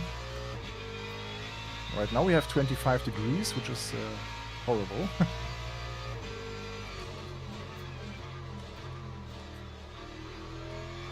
I was always a big fan of the first iteration of GT3 in Le Mans Ultimate before they patched it due to some competitive concerns where people were using the slip angle too much.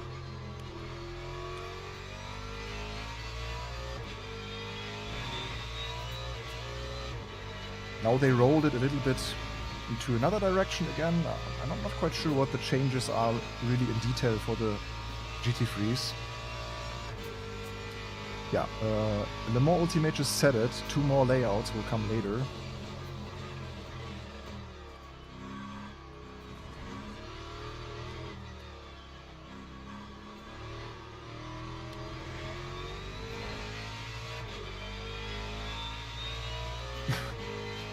Yeah, because we all know that PR people are also at the same time the developers of the game. Sometimes it's true. Sometimes not.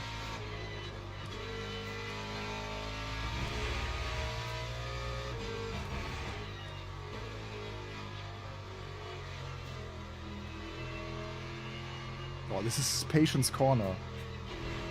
Yeah, this is so long and slow.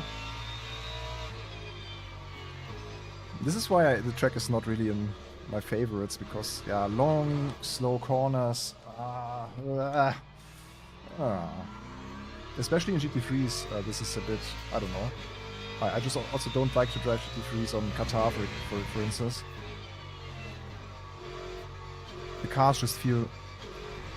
It feels like you need a lot of aero here. I mean, Le Castellet was also used in motorbikes and touring cars. So it's a bit better. It's not on the same horrible level as Qatar, if you drive a GT3.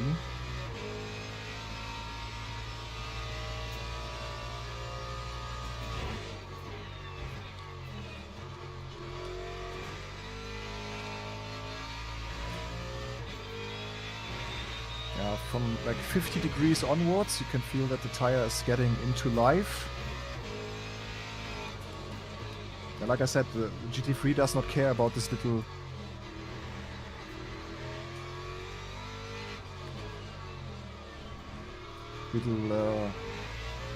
incorrection that we have in the braking zone.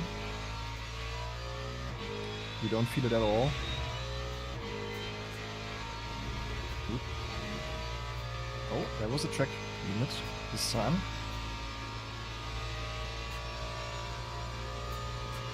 Well, if this was just the straight without a chicane, that would take forever.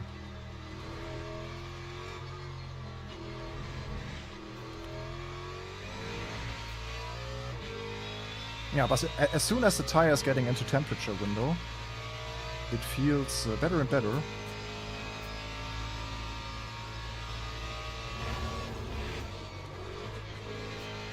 Yeah. You get a really good impression of what the tire is capable of and not. Yeah, exactly. Yeah, there's no gravel pit. It's just asphalt. At the same time, this punishes any going off track, because if you lose your car like this, it will just heat up the tires extremely. In the gravel pit, it would just slow you down, and this way, tires just heating up more and more. With this one mistake, we lost a good amount of tire on the rear.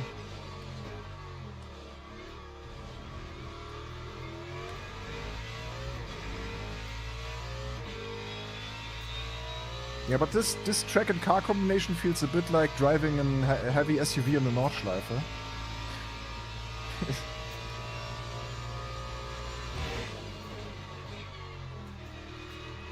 Didn't they have also with Ford, didn't they have the press event here with the Mustang GTD? So there is even a little bit of history with Ford Mustang and this track.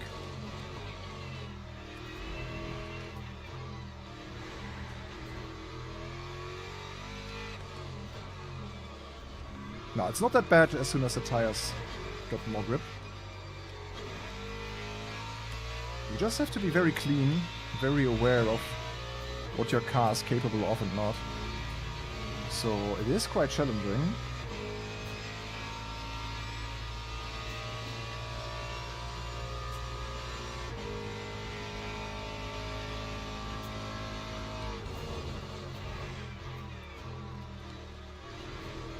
Oh wow, yeah, and every single bit of acceleration while one of your rear tires is still on the curb. Very dangerous.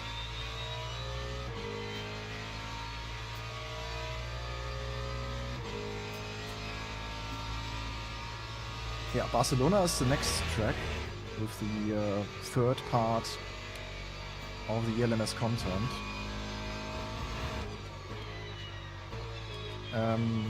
Between the lines, in the update video, Stephen Hood mentioned that the hypercars will receive the tire rework in January.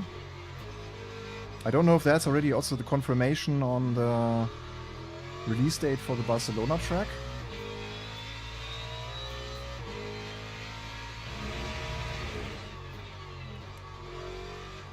If that's already like confirmed. That they also bring in the next part of ELMS then. But it sounds like it, right? And if they have a big tire rework of the hypercars, then could be one big update, version 1.3 or something. GT7, I can only cover from our office. And as we had on the same day last week, we had Race Room, Assetto Corsa Evo, and also the GT7 update, and I decided to stream AC Evo from home. So, as much as I would love to stream everything at the same time, we have to prioritize a little bit, and I think our target group is more in the AC Evo corner. But I really want to play that, and I will play that next week, or next week, this week. And on Wednesday, I will actually stream also the Gran Turismo 7 Spec 3 update with the power pack and everything. Okay, I think we can just start the race here as well from the back, and then go into the rain race now. Let's see. Start next session.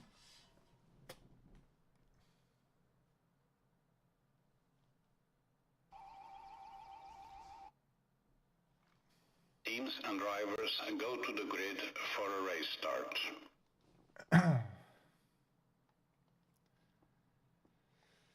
Okay.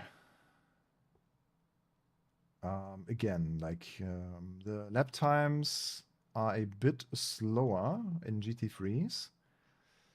So we will probably, to be safe, I would just take 50 liters again. And then we have to plan a pit stop later on. Let's see.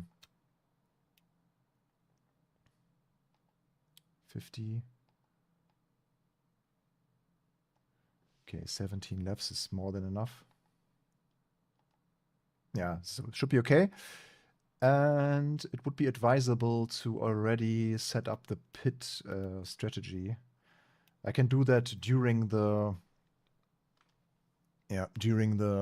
formation lap.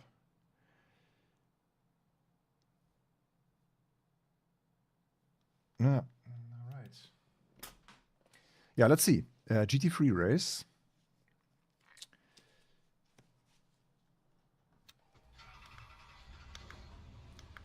So virtual energy. The tires go to wet during the stop.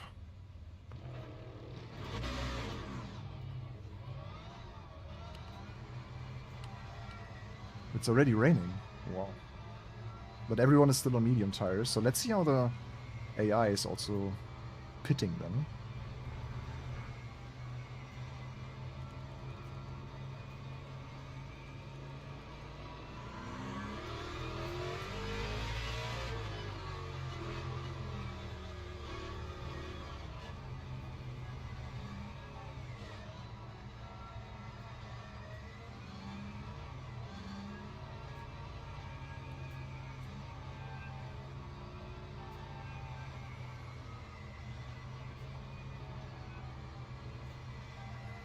So again, virtual energy is what you will leave the pits with, right? So we need less of virtual energy.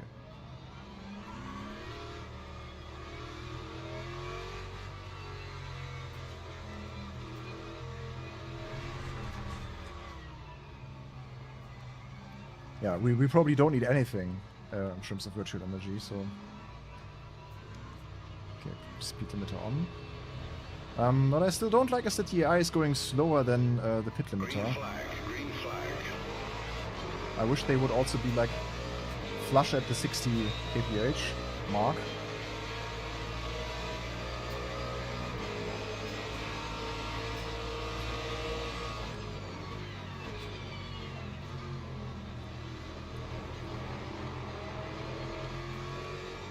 We are a little bit stuck behind this Mustang. Looked a bit more promising than it turned out.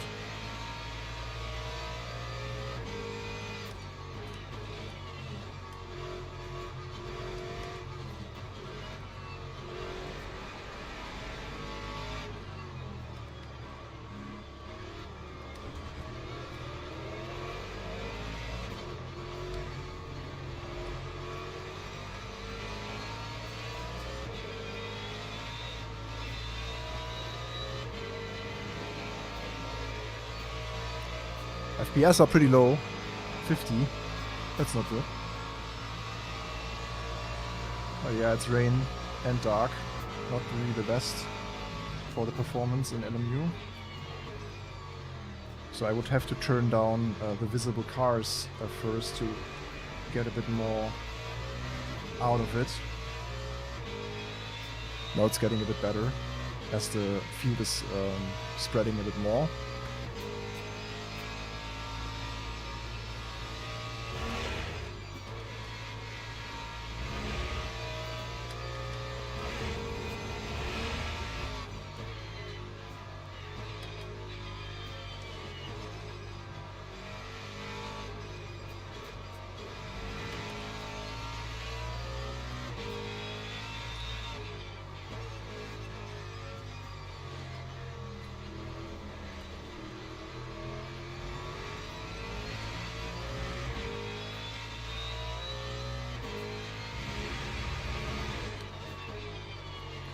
Are we already pitting?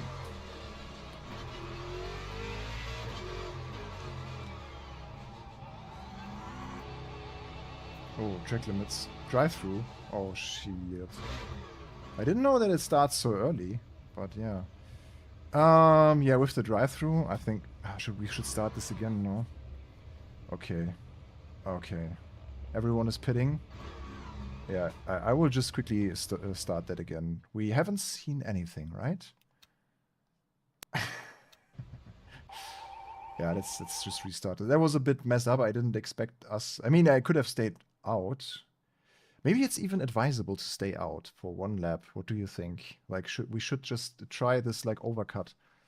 Because everyone seemed to be struggling with the pits now, as it's completely full. And then I can also maybe tune down the number of visible vehicles to get a little bit better FPS. Is that something that we can still do, is the question.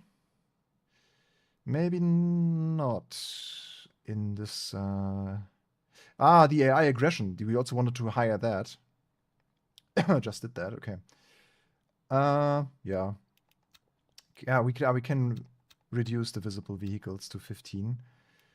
It gets a little bit better. And anything else? No, should be all right. Yeah, then let's just give it a quick restart.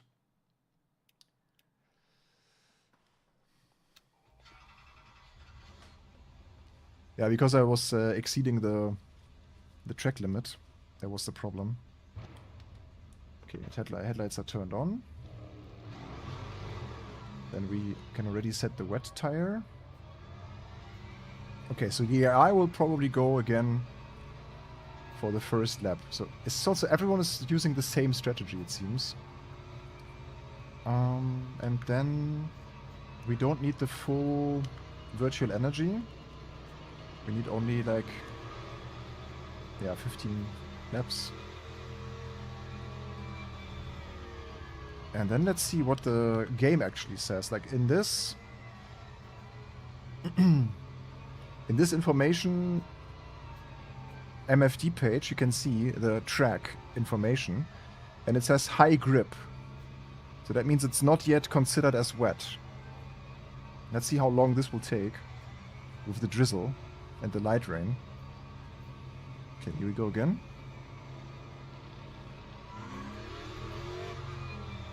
So we now have the aggression also a bit higher. Let's see if they do a little bit more like in between them. Yeah, but my system with triples was always struggling with LMU in darkness and rain. That's really dragging a lot of performance. Costing really like 30-40 FPS. Green flag, green flag. Okay, let's try again.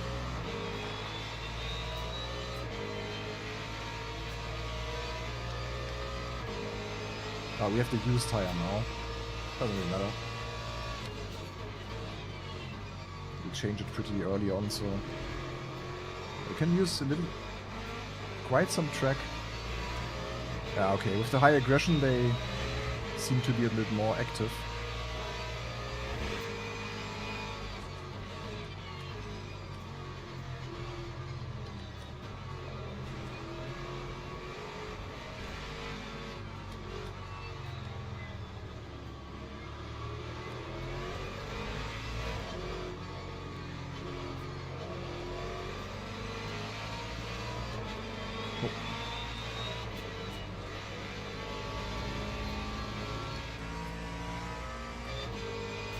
But it's at least a little bit better when I limited the number of visible cars.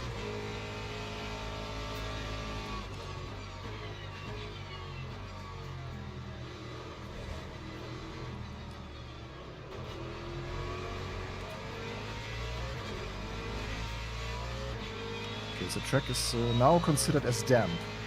And the mechanic also says it's time for the wet tires, so we will hit in this lap. Yeah, you can feel already it's hard to get.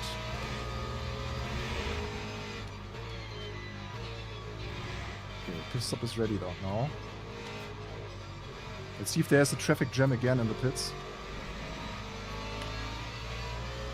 I think with all the hypercars, they are blocking the pit positions probably, because we have a limited number. That will be tough.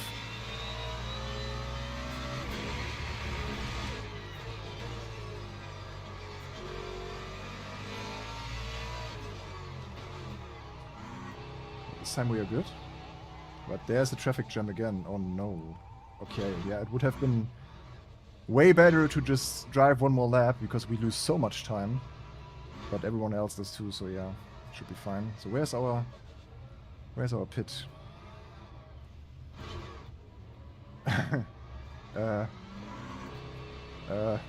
Hello? Pit? We were more, okay, we are really far in the front. That's good. That's really good. Lap 2:52.06. Okay. Okay, I can still decide, but I think that looks good. Yeah. Let's go.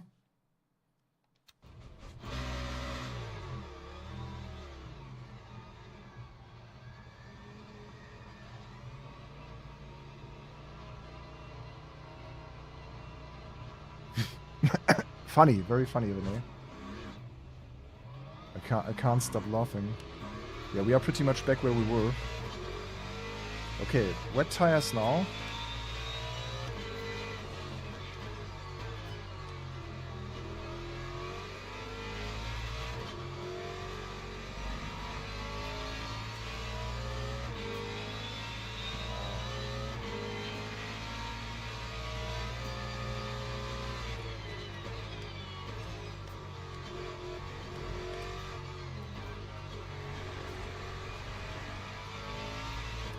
But I mean, except the traffic jam, considering that the cars are solid, in the pits in LMU. I think the AI managed that pretty well. Not bad, not bad.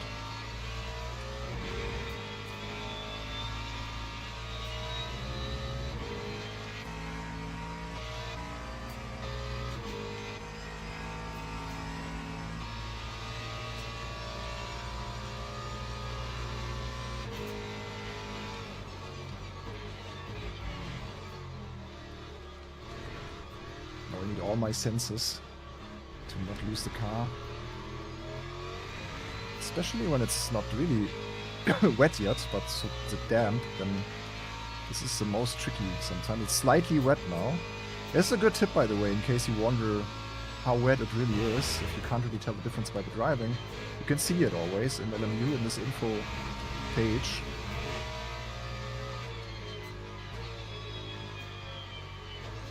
It's very helpful sometimes.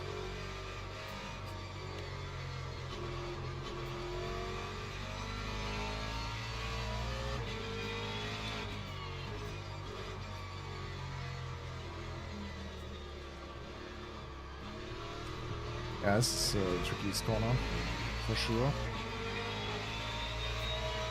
But we won a lot of positions, actually. All the cars that were in this huge traffic jam lost a lot of positions.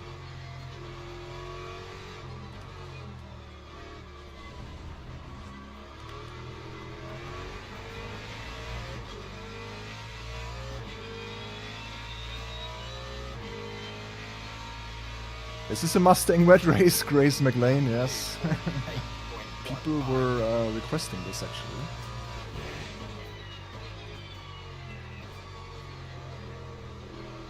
But I'm quite happy about this choice, because now we have a front-engine rear-wheel drive car in the rain, which is quite nice. Mid-engine is a bit more scary. Nice fight here with the Corvette. Battle between the American cars.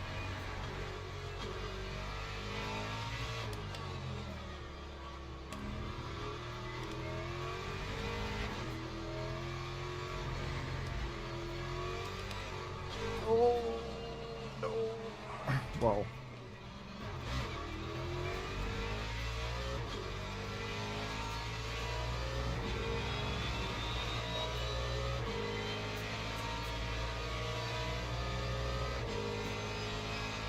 Too slow on the wheel.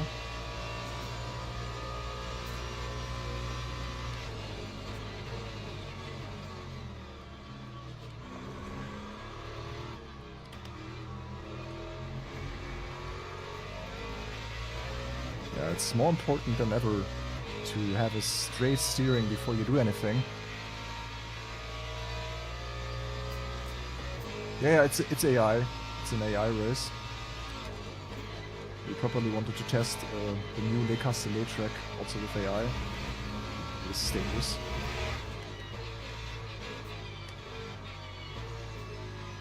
And especially the rework of the real road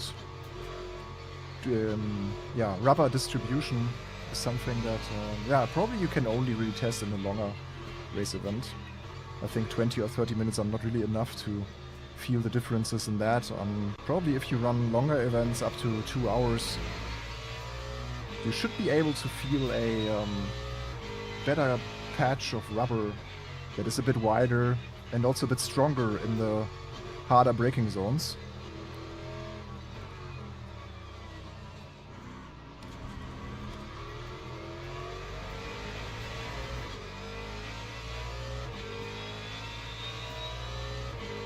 Yeah, and then all of the car classes except GTEs and hypercars received a new tire.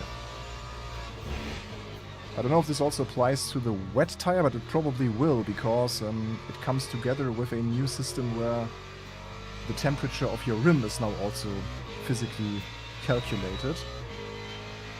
So it's of course has a huge impact on your tire temps also. If you have a hot wheel rim, because this big body of aluminum also has a lot of temperature to distribute and to keep. That's sometimes a thing that people underestimate maybe. The design of a wheel and how it keeps and distributes the temperature is so important, as it has a direct influence also on your tire temperature, obviously. So braking, the heat that the braking creates goes not only into the rubber, first into the rubber, but then also it distributes into the whole wheel rim.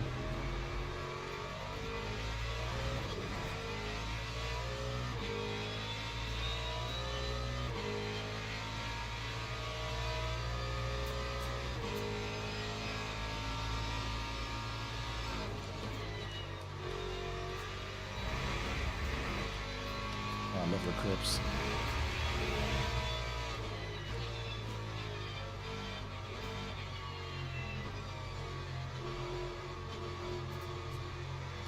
Yeah, this is such an interesting corner. You can lose and win a lot of time here by just being patient enough.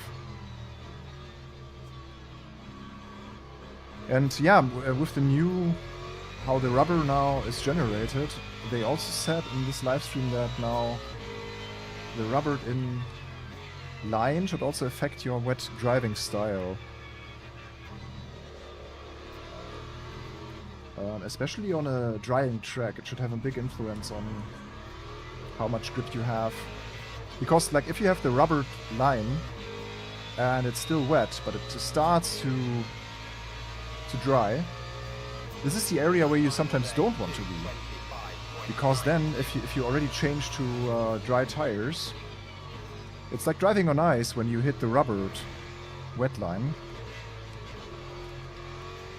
So you kind of want to circumvent driving on the ideal line, especially in the braking zones where there's a lot of rubber, because the rubber gets really slippery from the water. And then at a certain point, when the old rubber is washed away and we have new dry rubber, then it starts to get grippier there.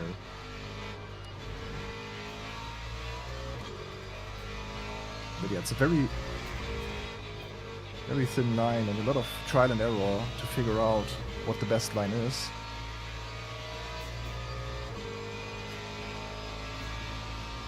There's big news, yeah, straight 4 layoffs. Oh my god.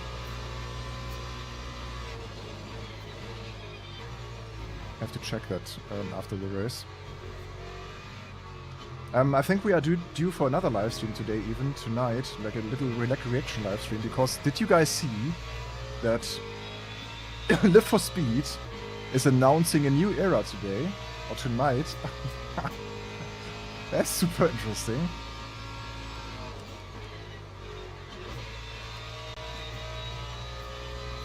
Okay, now it's very wet. It's getting worse and worse.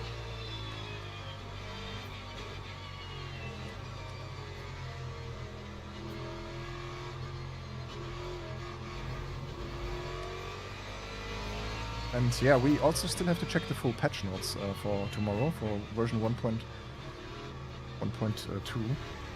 And now we got this Mustang. Ooh. Ah. Oh, he's struggling with the grip.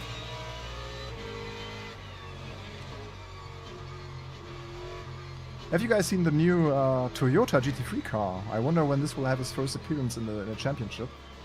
People say that it's rumored to be debuted at the 24-hour race on the Nordschleife, but I'm not sure about that. We'll see. Well, it will be interesting. The car is ugly, René. René, do you notice that your taste is not the general taste anymore? People love the Mustang, people love the Toyota, and you just don't. You only love one brand. You only like McLarens and Ferraris. So yeah, we understand that you are a rich guy that only loves the expensive stuff.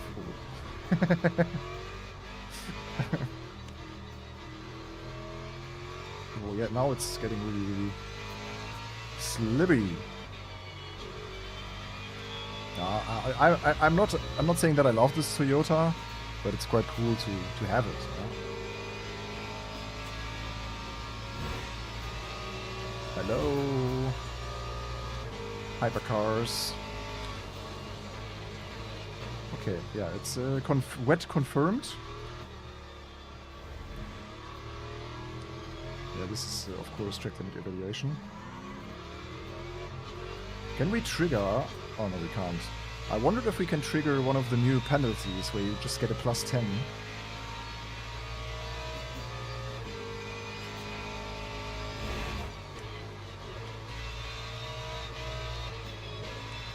Yeah, I think to really judge the new tire model, I would have to run a little race or a little practice session on Sebring, a track that I always use for testing.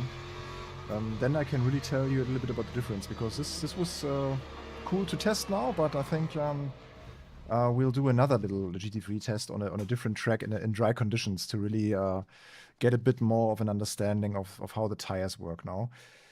So let's get back to the replay first, because otherwise I will be bathed in red due to the Le Mans Ultimate menu. Let's check the news quickly, because I just saw something. That is really like breaking news.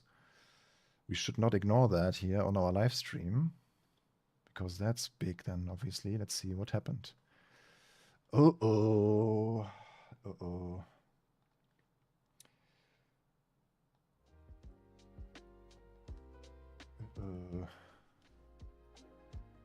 Straight 4 Studios. Lay off unknown percentage of workforce after flawed Project Motor Racing release. In what is turning out to be a rather depressing December for sim racers and racing game fans, Straight 4 Studios has announced they are laying off a portion of their team, consequently downsizing the operation after the flawed launch of Project Motor Racing. As always, it seems to be the people who work the hardest who get hit with the worst news. So who announced that? Project? On X? Team statement. Yeah, let's read the source as well. Today, it's a bit small, but I will read it for you. Today, Straight 4 is sharing news we have never hoped never to deliver. After exploring every possible alternative late last week, we reached the heartbreaking conclusion that we had to reduce the size of our team. This decision is not a reflection of the talent or dedication of the people affected. Every individual who worked on Project Motor Racing poured passion into it, and we are profoundly grateful for their contributions. We recognize the personal weight of this moment, and we are committed to supporting each department team member with care and respect. At the same time, we want to be transparent about the path ahead. Straight 4 remains fully committed to improving and supporting Project Motor Racing. We know the launch didn't meet the expectations of our community or the standards we set for ourselves. Our focus now is on rebuilding trust by strengthening the game update by update. The team remains determined to refine the physics, enhance system, and bring the experience closer to what our community has always believed it could be. To our players and partners, thank you for your patience, honesty, and unwavering passion.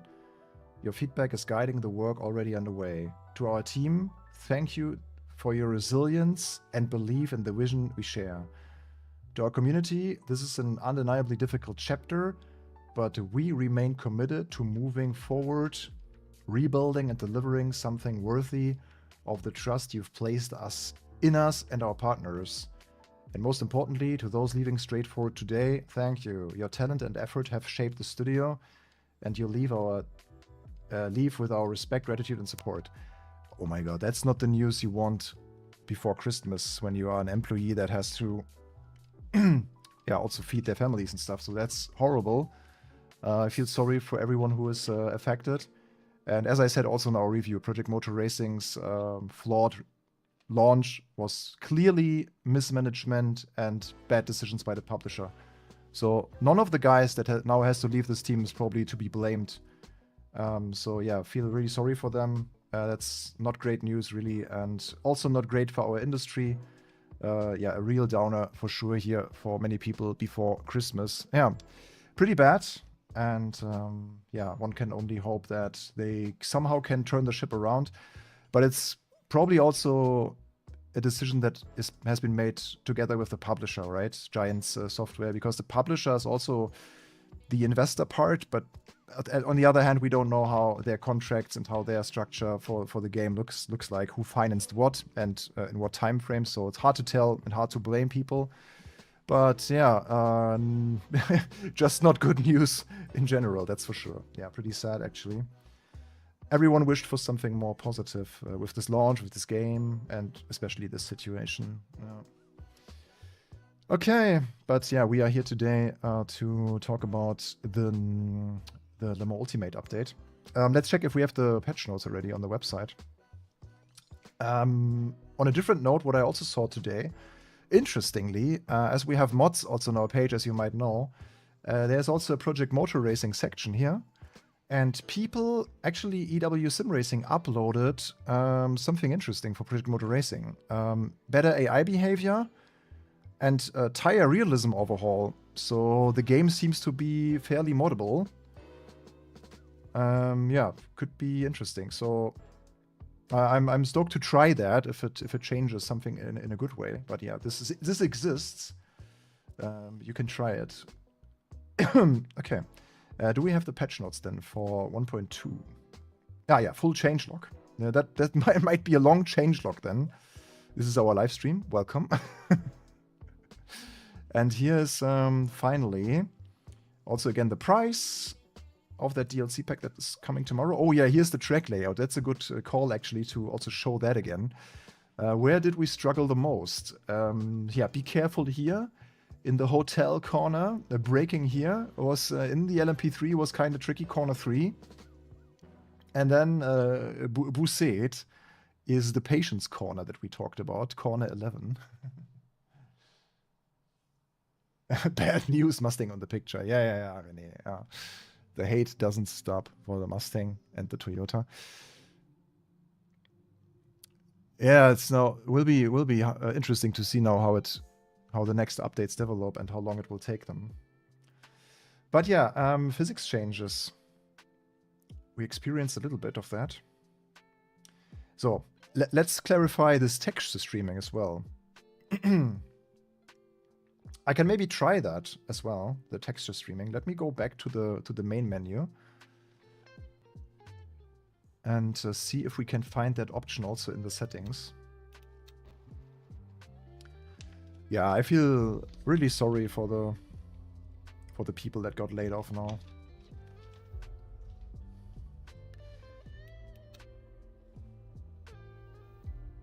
Okay, first let's turn off the music so we don't have double music. So graphics. It's my graphic settings, by the way.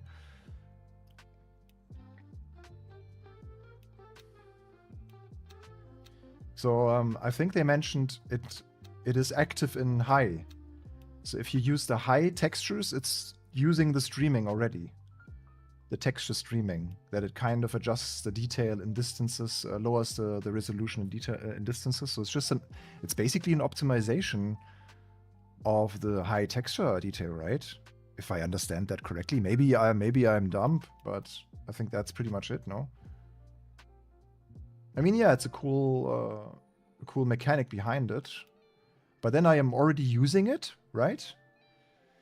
Let's check if that's the case. If we read the patch notes properly, added shared memory header file to support folder for new shared memory implementation. Easy untied sheet is in. Driver swaps online. I have a few fixes. Custom liveries. Improvements and stuff. Oh, we once have to try the co-op mode, René, if you're still here. Okay, so here it is. Added new texture streaming technology to help improve fidelity on lower-end systems. Full detail vehicle textures now more commonly available with reduced memory requirements. Yeah, and I think when Le Mans Ultimate was here earlier in the chat, they mentioned that it affects the high texture setting. If that's not true, we will correct it in a pinned comment. But there's also not more information here. What I can check is the Le Mans Ultimate website, if they had it explained there. So if there is information about this, it should be here, texture streaming. Yeah, we are happy to say that in this release, we invested a lot of time and effort to performance and optimization. Texture streaming will essentially allow players to run higher quality textures with less VRAM usage.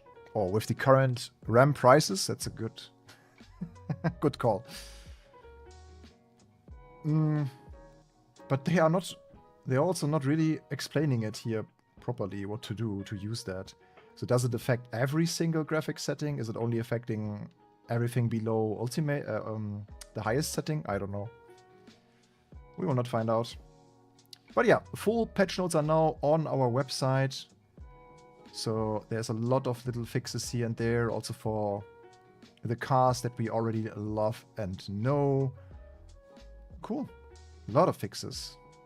Brake and rain lights, HUD issues, so very good. Even cars that no one drives anymore, like Isotta Frassini and Glickenhaus. That's good to see. And Lamborghini SC63. Because that you can still use properly, I think. It's even quite competitive. But that's good to see. Also, the LMP3 got a lot of fixes. Wow, yeah. So you should keep an eye out for the fixes that your personal favorite car maybe has. Yeah, let's go back in game and have one more driving test on my test track. That would be interesting.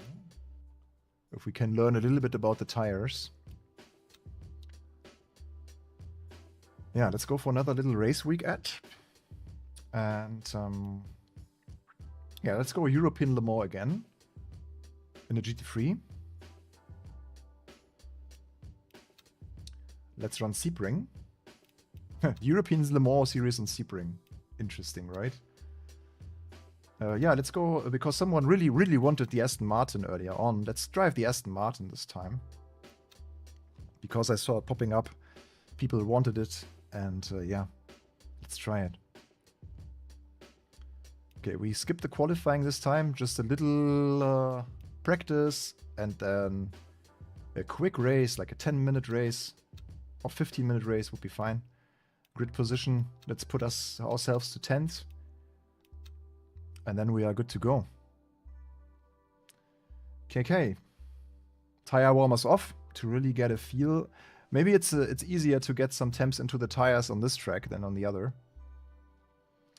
Alright. Here we go.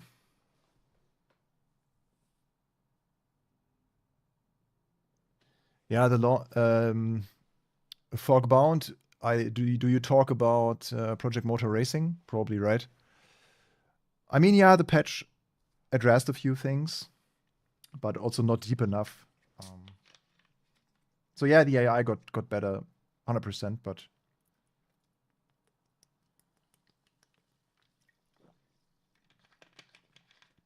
would probably have taken another half year or so to get the game into a state that is acceptable for a release. Maybe 3 months would have been enough, maybe, to have it somewhat ready. But someone was not willing to pay more money. I mean, game development is super expensive. And yeah, we don't know what happened behind closed doors. Maybe time will tell. Okay, let's get a little practice session here with our Aston. Aston is nice. So René, how do you think about the Aston? Do you like the Aston?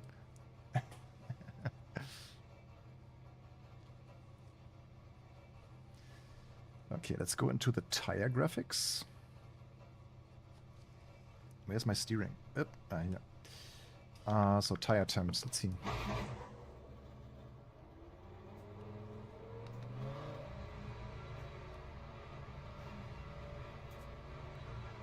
Oh, you know what? I will create this again because I will use a time of day that is a bit more friendly to my frame rates. I think that's worth just quickly restarting that.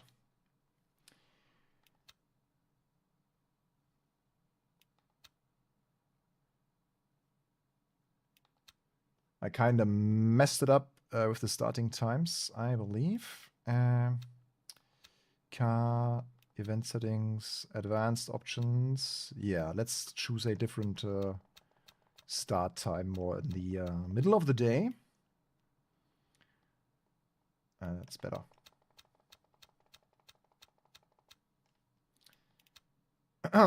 Okay, yeah, good weather. Let's have that. Okay. Let's go again.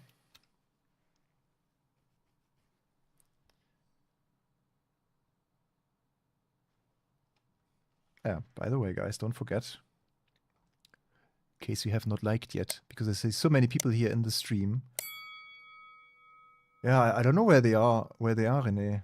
You probably, you were so offensive towards them, telling them they are not welcome anymore when they chose the Mustang, that they all disappeared now.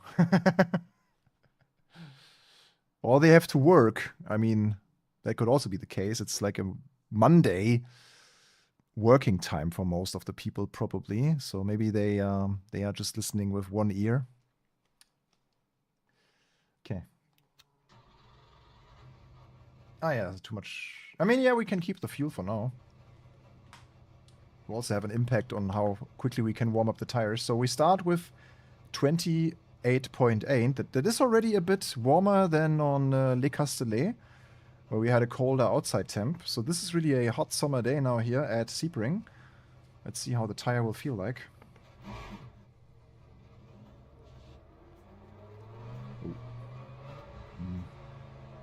I hate it when that happens, yeah, in LMU.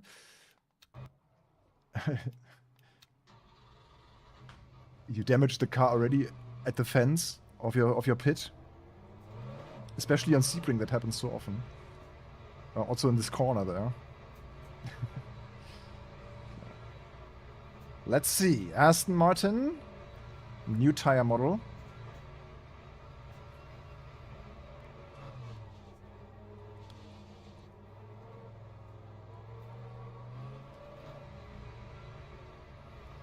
I will also test this, like,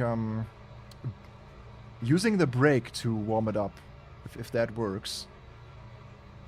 So we see now the brake temperature. You can really quickly warm that up. Wow. Oh, I love the shifting sound of this. Hi Michel, schön dich mal wieder im Rig zu sehen. Yeah, thank you. I mean, I'm doing this now for more than 2 years here on Overtake, so it's not a new thing to see me here in the rig, but yeah, if you just discovered this live stream and me sitting here in the rig, welcome. I remember your name, Matze, from the P1 TV days.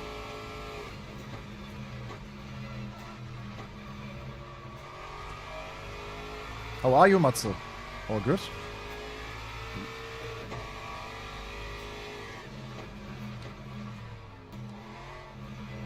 Oh man, I love this track so much. Perfect testing round. So many different corner styles and such a nice bumpy track.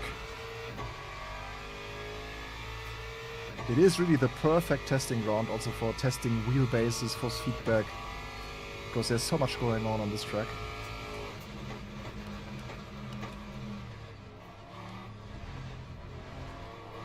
Yeah, it seems to be way easier to get the temps here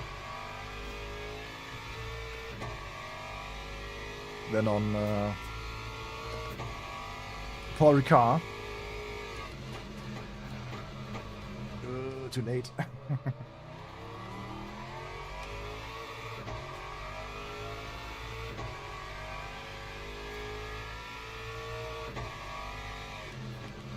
Yeah, also way harder braking zones. I think that will also have a huge impact now on sustaining your whole system's tire.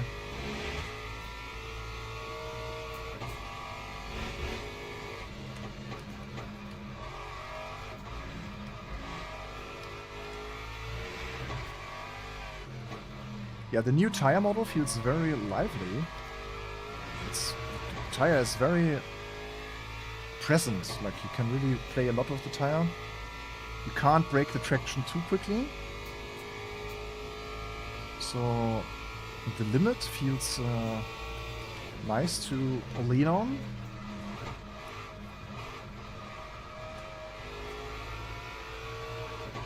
Yeah, really good.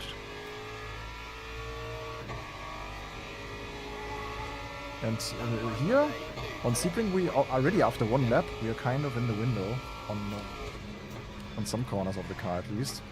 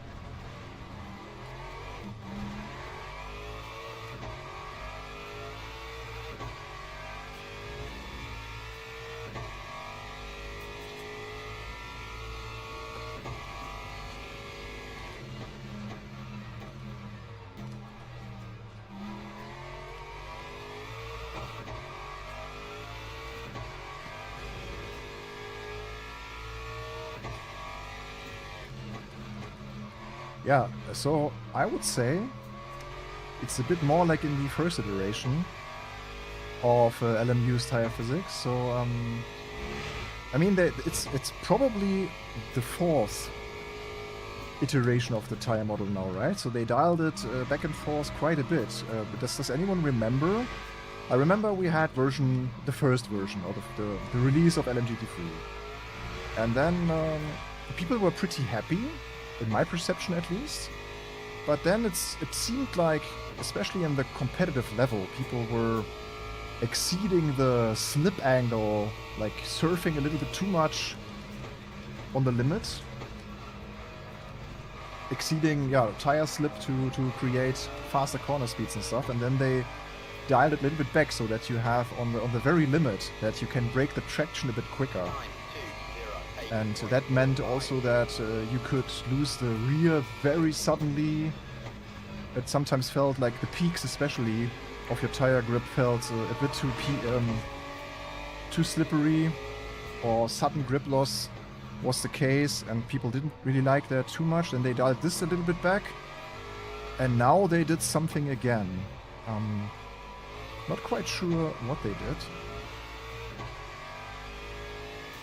Probably it's just really how predictable the tire is. I think they eliminated some of the peak moments of grip loss on the limit without you being able to abuse it. That's what I imagine it. Like very abstract level, but I think this is pretty much the philosophy that they implemented.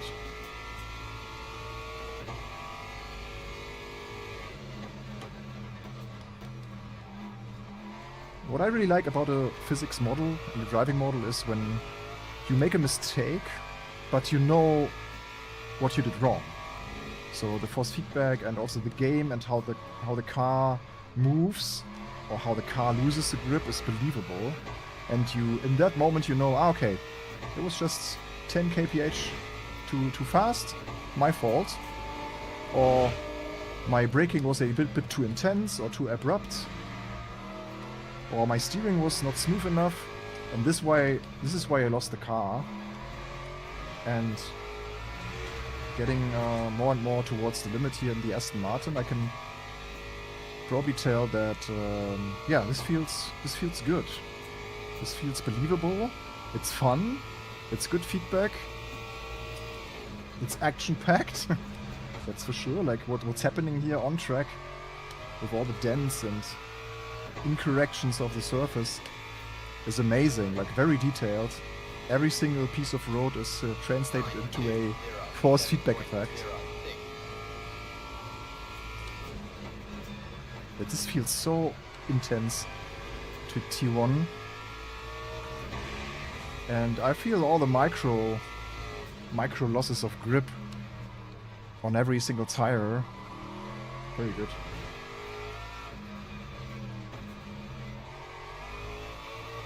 And you should be able to spot a difference now also on longer straights. That you keep your tire temps a bit longer due to the wheel rim now also being affected by temperature.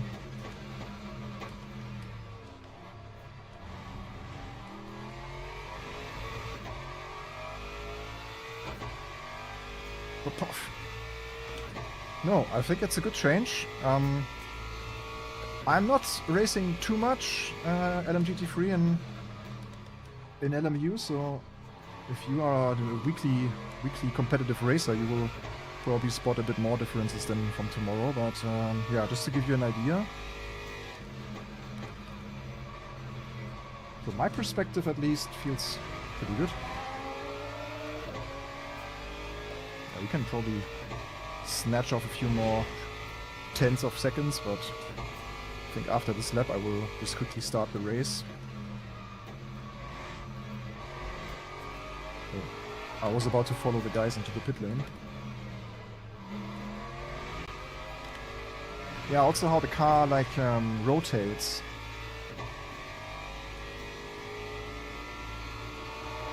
We are still very confident with your grip levels.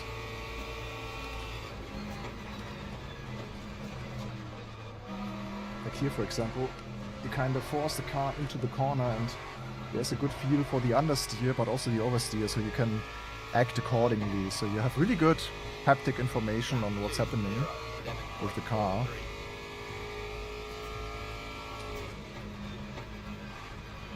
So the LMGT3s were not really my favorite car class in LMU. I preferred driving hypercars. But that is fairly enjoyable.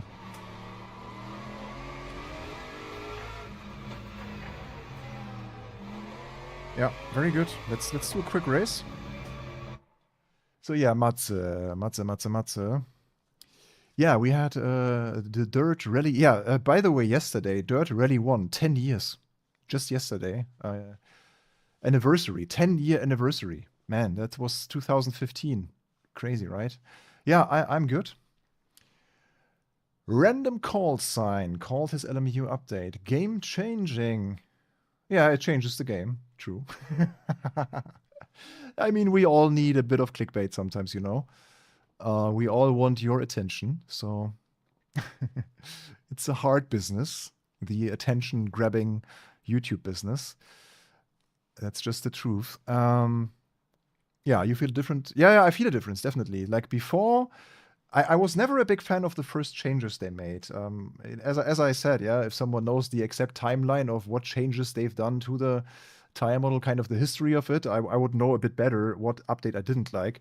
Because I think they dialed back some things already in the behavior of the tire. But they have the new tire update again. When they will actually, like Stephen Hood mentioned in January, they will have a big tire update for the hypercars. And this is the class that I've been driving as a main class in LMU.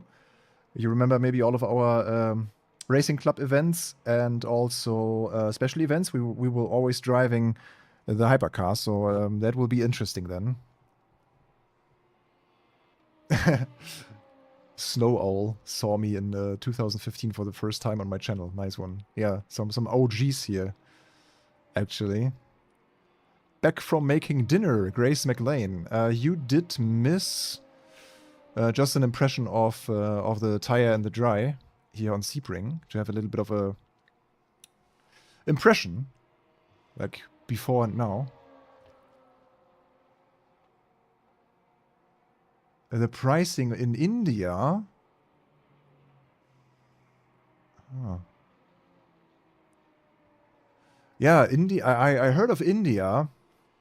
That many people yeah, obviously can't afford having a beefy PC or even console. So in India also mobile gaming is way bigger.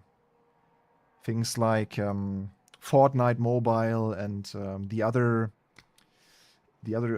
what was it called again?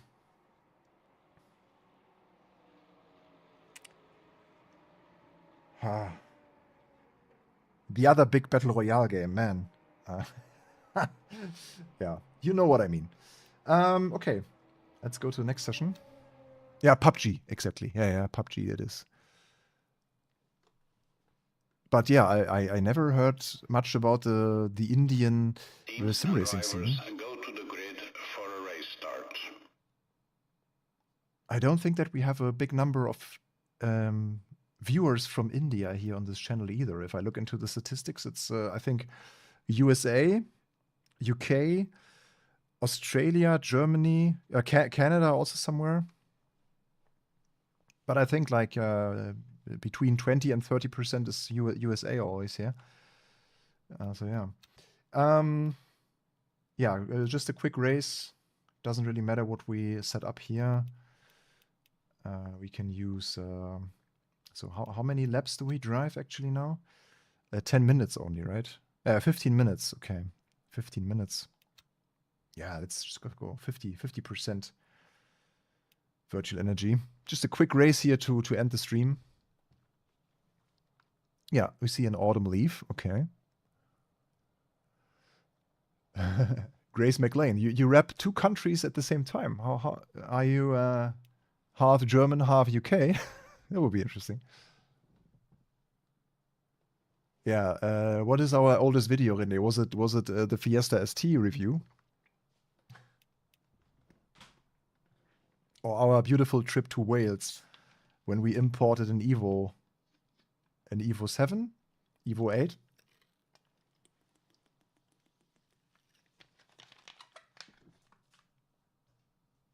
It's been a long time. Okay. Let's have a quick nice race here to end the today's live stream. So fingers crossed for the start. It's an interesting combination now. We have ELMS roster on Sebring, which would never happen in real life, but yeah, LMU allows you to run this kind of combination, which is quite nice. Oh, you moved to Bavaria, okay. Not bad. Congrats. I hope it's a congrats. Yeah, true. Bavaria, man, we have to have an argument if this is really Germany then. On paper it is, yeah.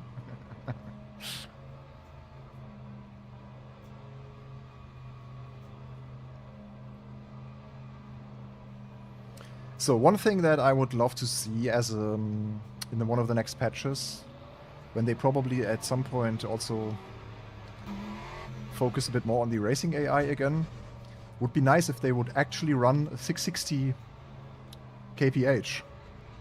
So whenever I lock in the pit limit and I'm still approaching the car, you know? That's something that I would love to see being addressed.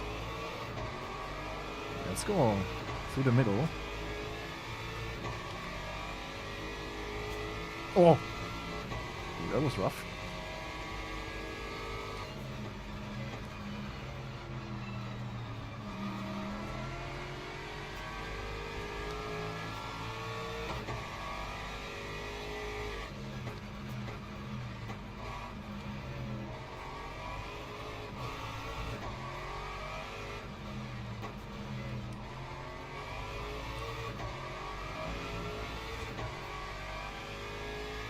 Aston is so drivable. Very stable concept.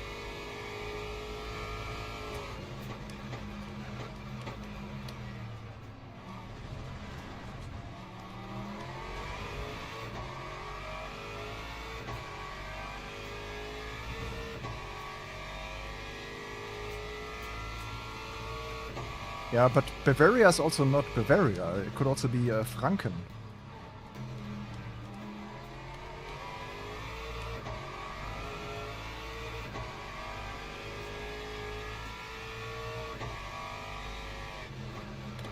could it be that the tire model also makes the GT3 tire a bit more capable? Because some corners, I feel like I can force the car more through the corner than I would be able to do before.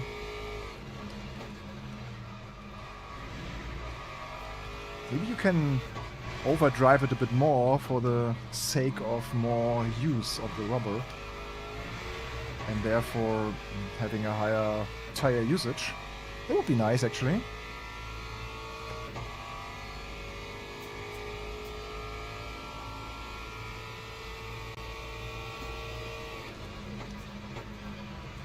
I mean, with sim racing, you could technically just invent a tire.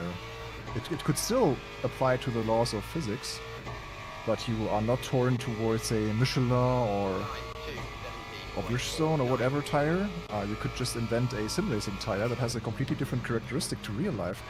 This is what I meant when we talked about the limits of sim racing. Maybe you can check Markus Sohon's video. He had a cool question towards some sim racing personalities and streamers and stuff.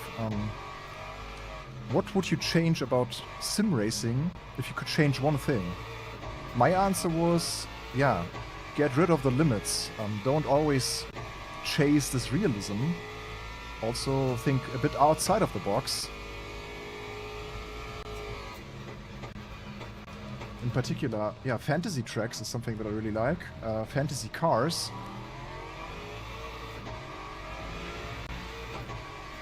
They can still be realistic, you know? Also tires. It could just be a different type of rubber that just acts differently to make competitions more interesting.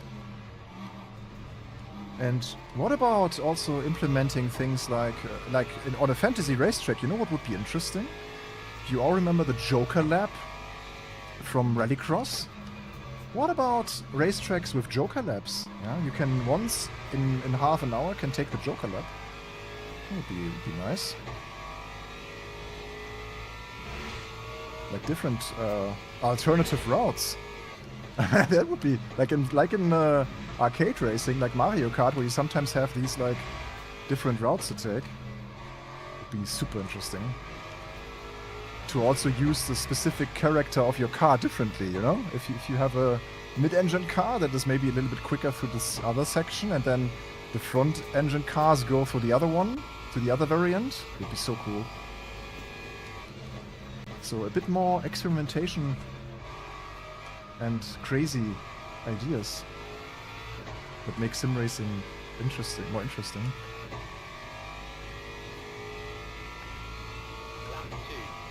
Joker lap is a really good idea.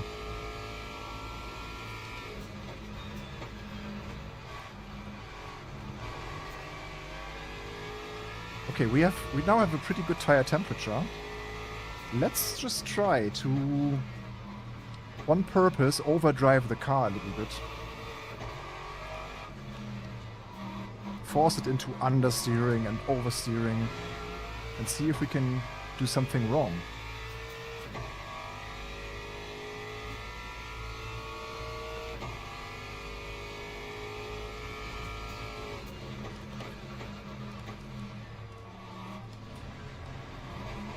Yeah, okay, that was too much overdriving. Especially in this corner, maybe not the best idea. But also a good example of how quickly you can also break traction if you are not aware of what you're doing. Like too much steering angle too early on the throttle will still break traction quite quickly.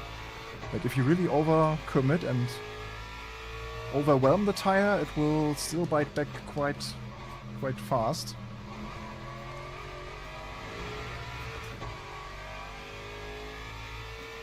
But I believe you can drive a little bit more aggressive than before.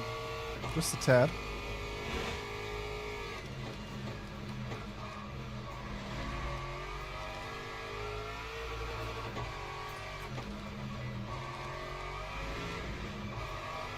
Yeah, so like here you can, as long as you're not in first gear where you really have the higher wheel torque, from second gear on you can push really a lot. Even going over curbs and stuff, and while accelerating. You will not bite back too hard. Here you can break traction quite easily. That was very close.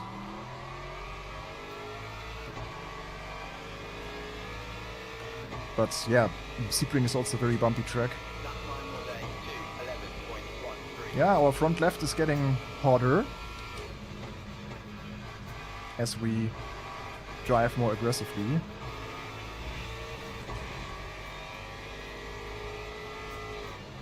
What I also learned today is when you drive LMU with AI, you should 100% choose the aggressive option.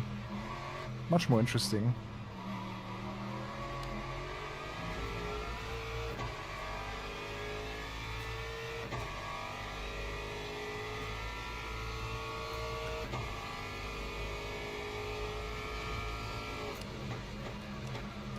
Yeah, it's really hard not to overheat tires in the long run. It will balance out itself quite quickly.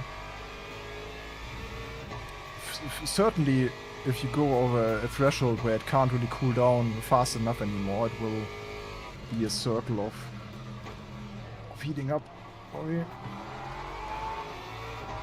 But front left is already a bit on the runner side now.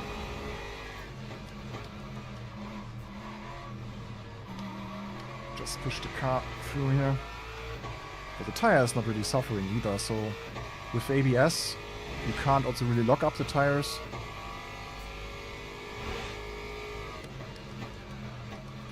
Yeah, push, push, push.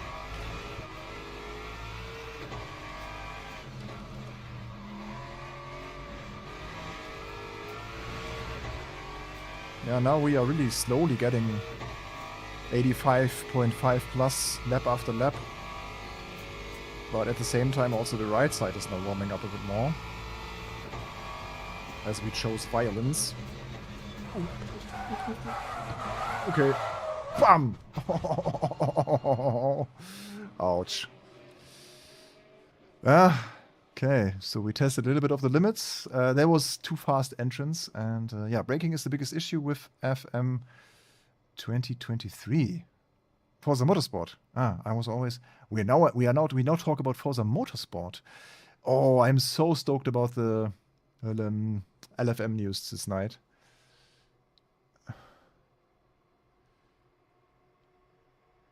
Yeah, we almost streamed 3 hours, so it's almost happening, all right? Yeah, LFM, LFS, yeah.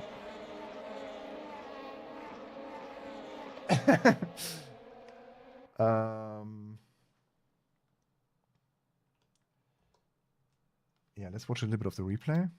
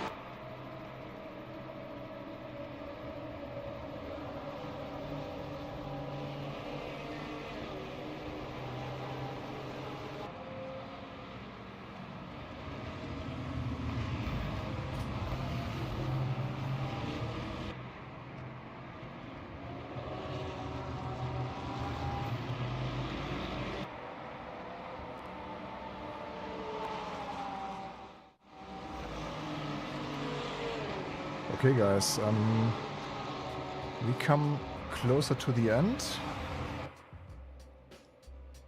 I quickly also wanted to check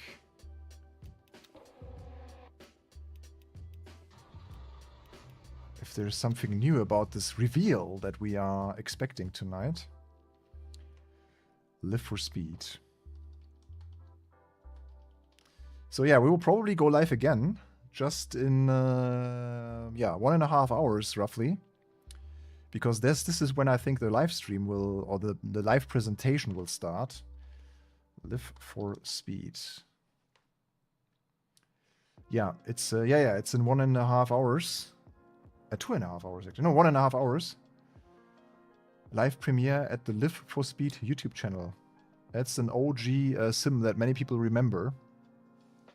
Oh, I see someone that was already in the live chat there with the Overtake account. Oh, René is really hyped about that one. Okay. Guys, I hope you had a good overview about this new 1.2 update is coming tomorrow. As we heard from Le Mans Ultimate themselves, 12 UTC it is, I think. 12? 10 actually, 10. They mentioned it somewhere. I think we will have the information now also everywhere where you want to find it. Overtake.gg is a good source for that probably. So yeah, I think it's 10. Anyways, we had a good impression of the 10. Yeah, thank you, Grace. 10 a.m. UTC it is, so 11 CET.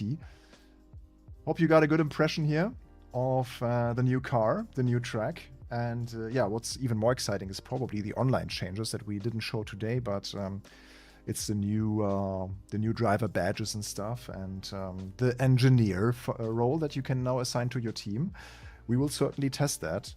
If I find some time, I will certainly also do some daily races this week. But we have also iRacing tomorrow. On Wednesday, I will probably stream a bit of Gran Turismo 7. Let's see how that works. And yeah, cool stream. We will have a premium advertisement, of course, just towards the end of the stream now. So thank you guys for watching. See you next time. Enjoy your rest of the day. Have a beautiful start into the week. If you're in the US, you're just starting your day, so have a nice Monday. And otherwise, in Australia, already a good night. And in Europe, a nice Feierabend in Germany. Feierabend, as we call it. So see you in the next one. Latest on... Yeah, later today. Yeah, we want to see this Live for Speed announcement live. So in just 1.5 hours, roughly, we will be back here. So why am I saying goodbye? See you later. Premium member on our website, overtake.gg.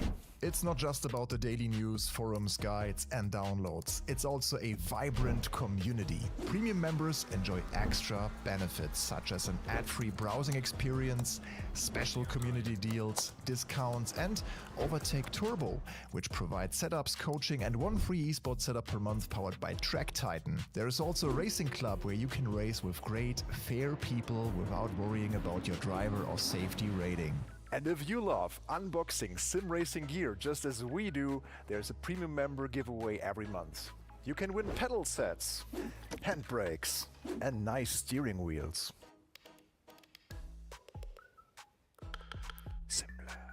Another cool feature are community reviews, so you can have a chance to contribute and share your opinion on not yet released hardware or games. Have your voice heard and help shape the future of sim racing. Join as a premium member on overtake.gg for just €1 a month.